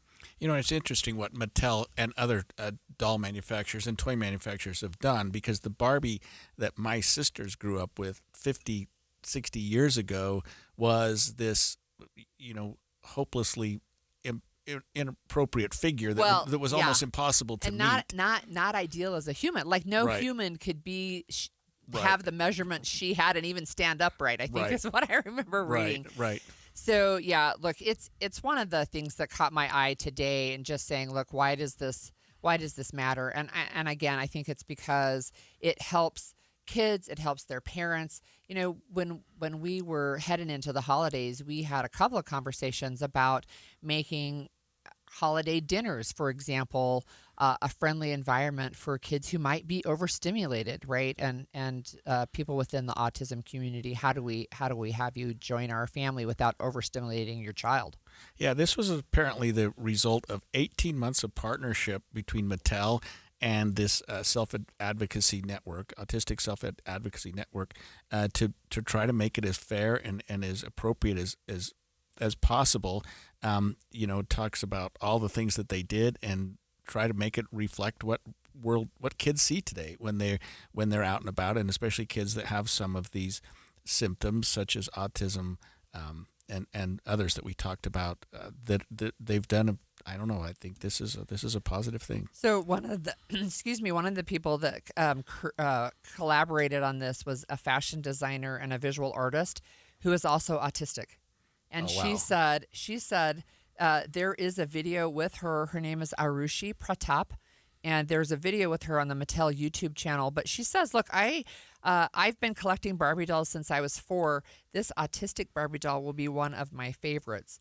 So again, not only did they talk to people in the advocacy community, but they actually used people with autism to help make these dolls. Right. Includes a pink noise-canceling headphone set to reduce sensory overload, a fidget spinner you talked about, a tablet with augmentative and alternative communication apps, a set of digital tools, and other things that people find are better for the autistic society to communicate with others. So again, kudos to Mattel for coming out with another doll in their line of. Boy, I don't even know if they have a specific name for it, but they're a line that has diversity, including physical and health issues. They also have a line that honors women leaders, and I actually bought the Mattel doll that was Susan B. Anthony, and she just is sitting in her box still because Yeah. because I bought her to represent a female leader. But they've had Amelia Earhart, and I'm pretty sure, I might be misremembering, but I think they had Ruth Bader Ginsburg, and I mean they do have, and they had Frida Kahlo a few years back, right? The artist that was really famous. So the doll is available on Mattel's online shop and other major retailers, including Walmart, for a suggested price of $11.87. So good deal. Bargain. You know, my parents passed away a couple years ago, and among the things I found in their house were my sister's Barbie doll collections, and they were actually very happy to get those back. And you know, those are some old Barbies that had various levels of trauma. I used to collect the holiday Barbies that came out every holiday season, and I would collect them in multiple races, and then, like, I don't know, then I didn't know what to do with them. So I have like probably 5 years worth of Barbies, and I still have them, but I don't know what to do with them. So they just sit in a box. So our next story is something that only Holly could find, and that is this. Do you think your dog is paying attention to you? And it turns out some dogs are secretly listening and actually learning new words by eavesdropping on their owners. I don't doubt this for 1 second. We'll come back with that tail-wagging story after the break. I'm Jordan Wilcox, your Utah tax attorney. When life gets overwhelming, some things tend to fall by the side. I'm Carlos Sanchez from Draper, Utah. I was managing a business, helping out a business, doing paperwork and getting paid, and my wife got sick. We filed taxes, but then we got audited. And when I went and talked to the IRS, they didn't give me any choice. The IRS pretty much said, this is what you owe us, when are you gonna pay us? And we're talking quite a bit. But every time I drive, I listen to the radio. Jordan Wilcox, Jordan Wilcox. So I figure there's a reason this guy's on the radio. So I called him. Put an end to IRS collection and aggression today. The amount that the IRS came up with, close to $250,000, and the offer and compromise was about $7,600. That's it. This is Utah tax attorney Jordan Wilcox. Let's solve your IRS nightmare. Visit endtaxworry.com. Go for it. The outcome, it was worth it. I'm okay. endtaxworry.com. More than 50 million Americans suffer from a form of mental illness. And Utah isn't immune, with nearly 1 in 3 people dealing with anxiety, depression, or another form of mental illness. But there's hope. We can all take action to keep ourselves and our loved ones safe. That's why KSL has teamed with the Huntsman Mental Health Foundation to bring you hope and help you thrive. It's Healthy Mind Matters. Find out more at healthymindmatters.com. You still thinking job change in the new year? Yeah, I need something that's in high demand and more stable in this economy. IT? Yeah, cybersecurity, maybe even AI. That's what I did. Really? How? Went to My Computer Career. You don't need any prior experience, and you could start your new career in a matter of months. A lot of IT pros go to school there, too, to level up. Sweet. Are classes online or on campus? Both. Wow, I'll check it out. Thanks. Make this your year. Take the free career evaluation now at mycomputercareer.edu, an Elite CompTIA certification partner. Financial aid is available to those who qualify, including VA benefits.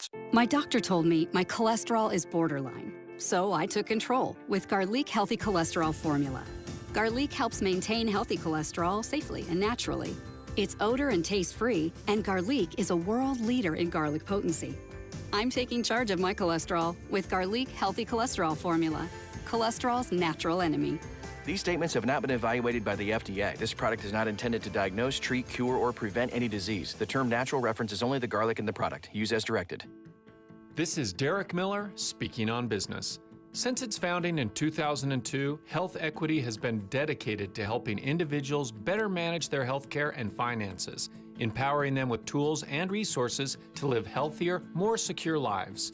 CEO Scott Cutler joins us with more. Health Equity exists to save and improve lives by empowering healthcare consumers. As CEO, I know health benefits are a growing cost for employers and for families. Medical bills continue to rise with little transparency. As the nation's largest administrator of health savings accounts, serving 17 million customers and managing approximately $33 billion in assets, helping employers manage healthcare spend is core to what we do. HSAs help families save, spend, and invest in healthcare, giving greater control and a triple tax advantage, while enabling employers to offer more affordable, higher value benefits. At Health Equity, we're building the future of consumer-directed healthcare by deepening education, simplifying the experience, and expanding access so more people can benefit. Founded in Utah and headquartered in Draper, we're proud to contribute to the state's growing health innovation economy. If you're an employer or benefits leader, visit healthequity.com to make healthcare more affordable and your benefits a true competitive advantage. Health Equity is helping Utah families manage healthcare with tools that make it simpler and more affordable. Through innovation, they're giving employers and families clear insight and control over healthcare spending through HSAs. I'm Derek Miller with the Salt Lake Chamber, speaking on business. If you're talking, they will hear you. We all want our kids to grow up safe and healthy, so we show them how. And we tell them with honest conversations that let them know what we expect. Not just one time, but every chance we get.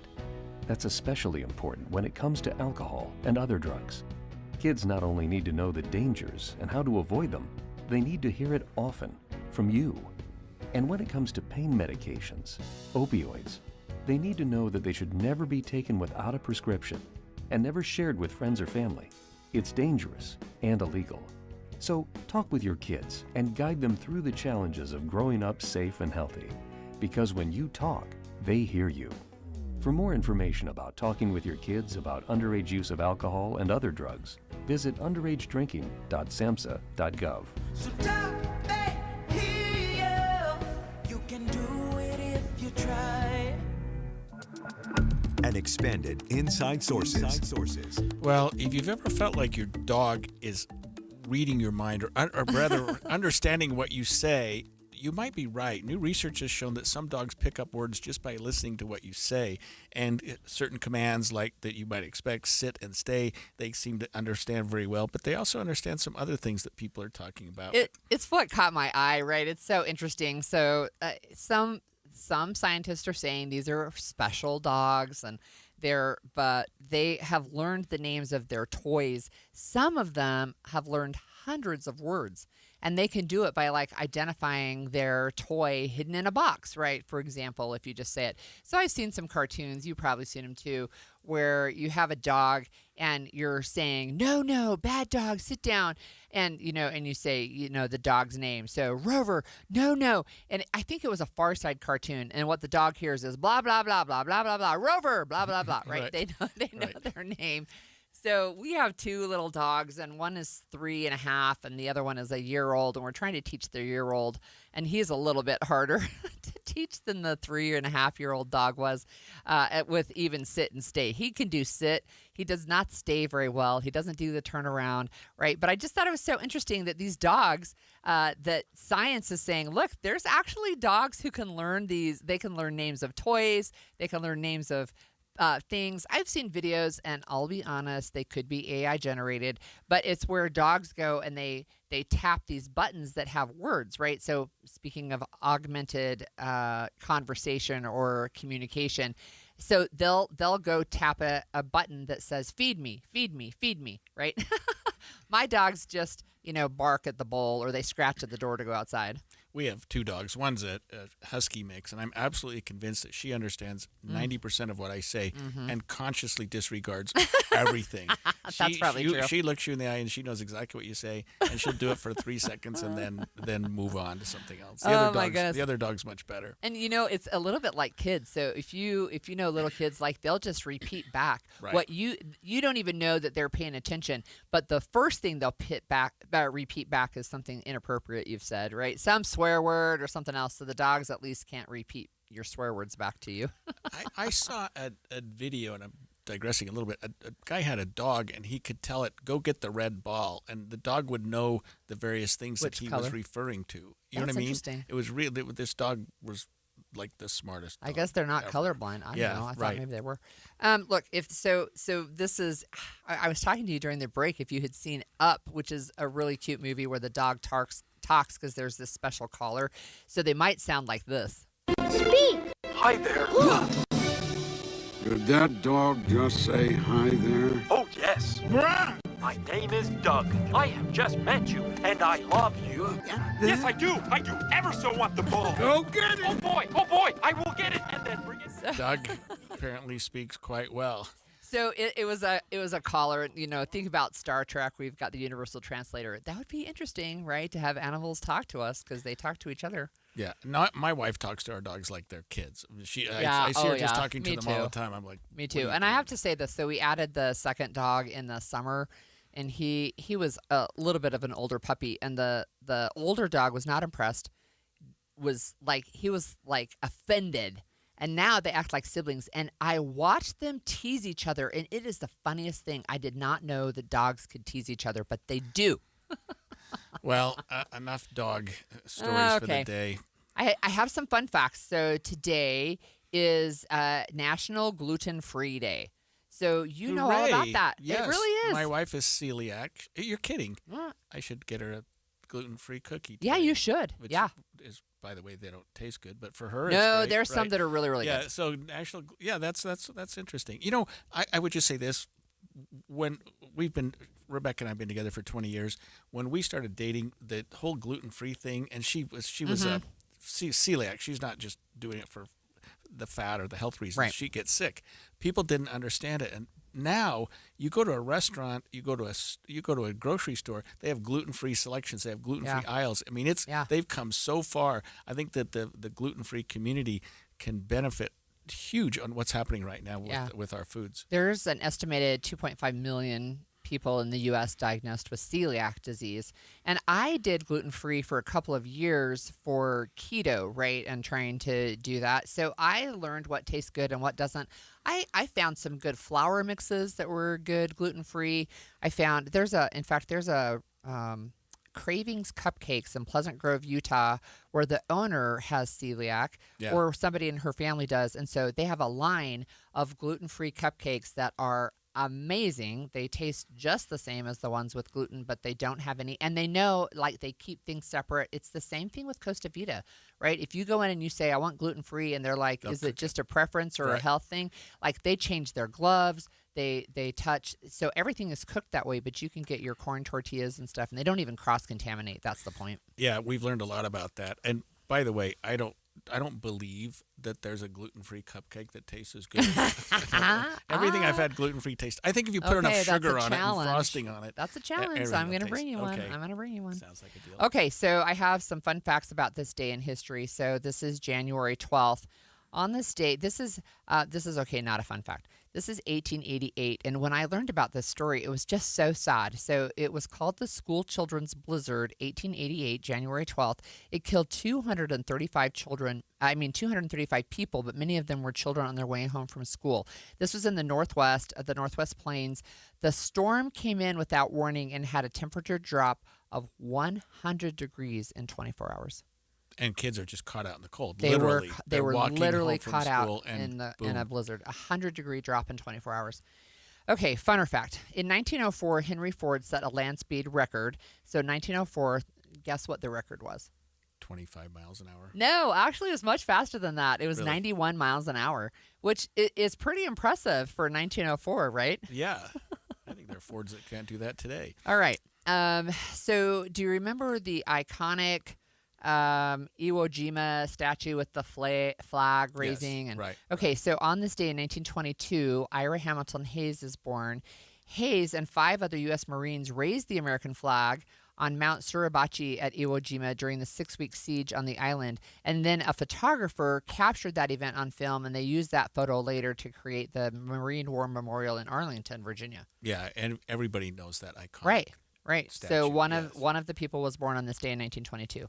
In 1932, Hattie Wyatt Caraway became the first woman elected to the U.S. Senate. So she was from Arkansas.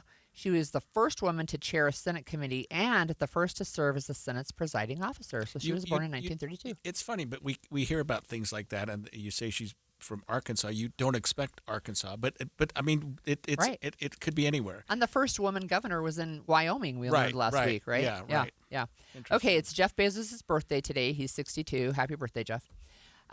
This is an interesting fun fact. So in 1967, have you heard of cryogenics? Cryogenics. No. Freezing. Cryogenics. Right? Cryogenics. Yes. Thank you. So cryogenics is cryogenics. What did you say? You said cryogenics. I know. I don't know what that is. What your chiropractor does. But cryogenics, yes. Okay. Where you freeze people. So In 1967, a psychology professor in California was the first person to be placed in cryogenic suspension. But he had two parts of that wish. One was to be preserved, and the other one was to be reanimated. So we'll see if that ever comes to pass. So that you have to wait until the technology gets to the point where they can reanimate. We're so not there. They keep you in a cryogenic chamber until you get better. All right, and then I have to remind you of this because it has actually been 16 years. In 2010, there was a massive earthquake that hit Haiti. It killed an estimated 316,000 people. It displaced over 1 million people, and that country really has not fully recovered, I would say. In 1910? No, 2010. Oh, 2010. 2010. It's been 16 years. Oh, yeah, that massive earthquake in Haiti. Right, yeah.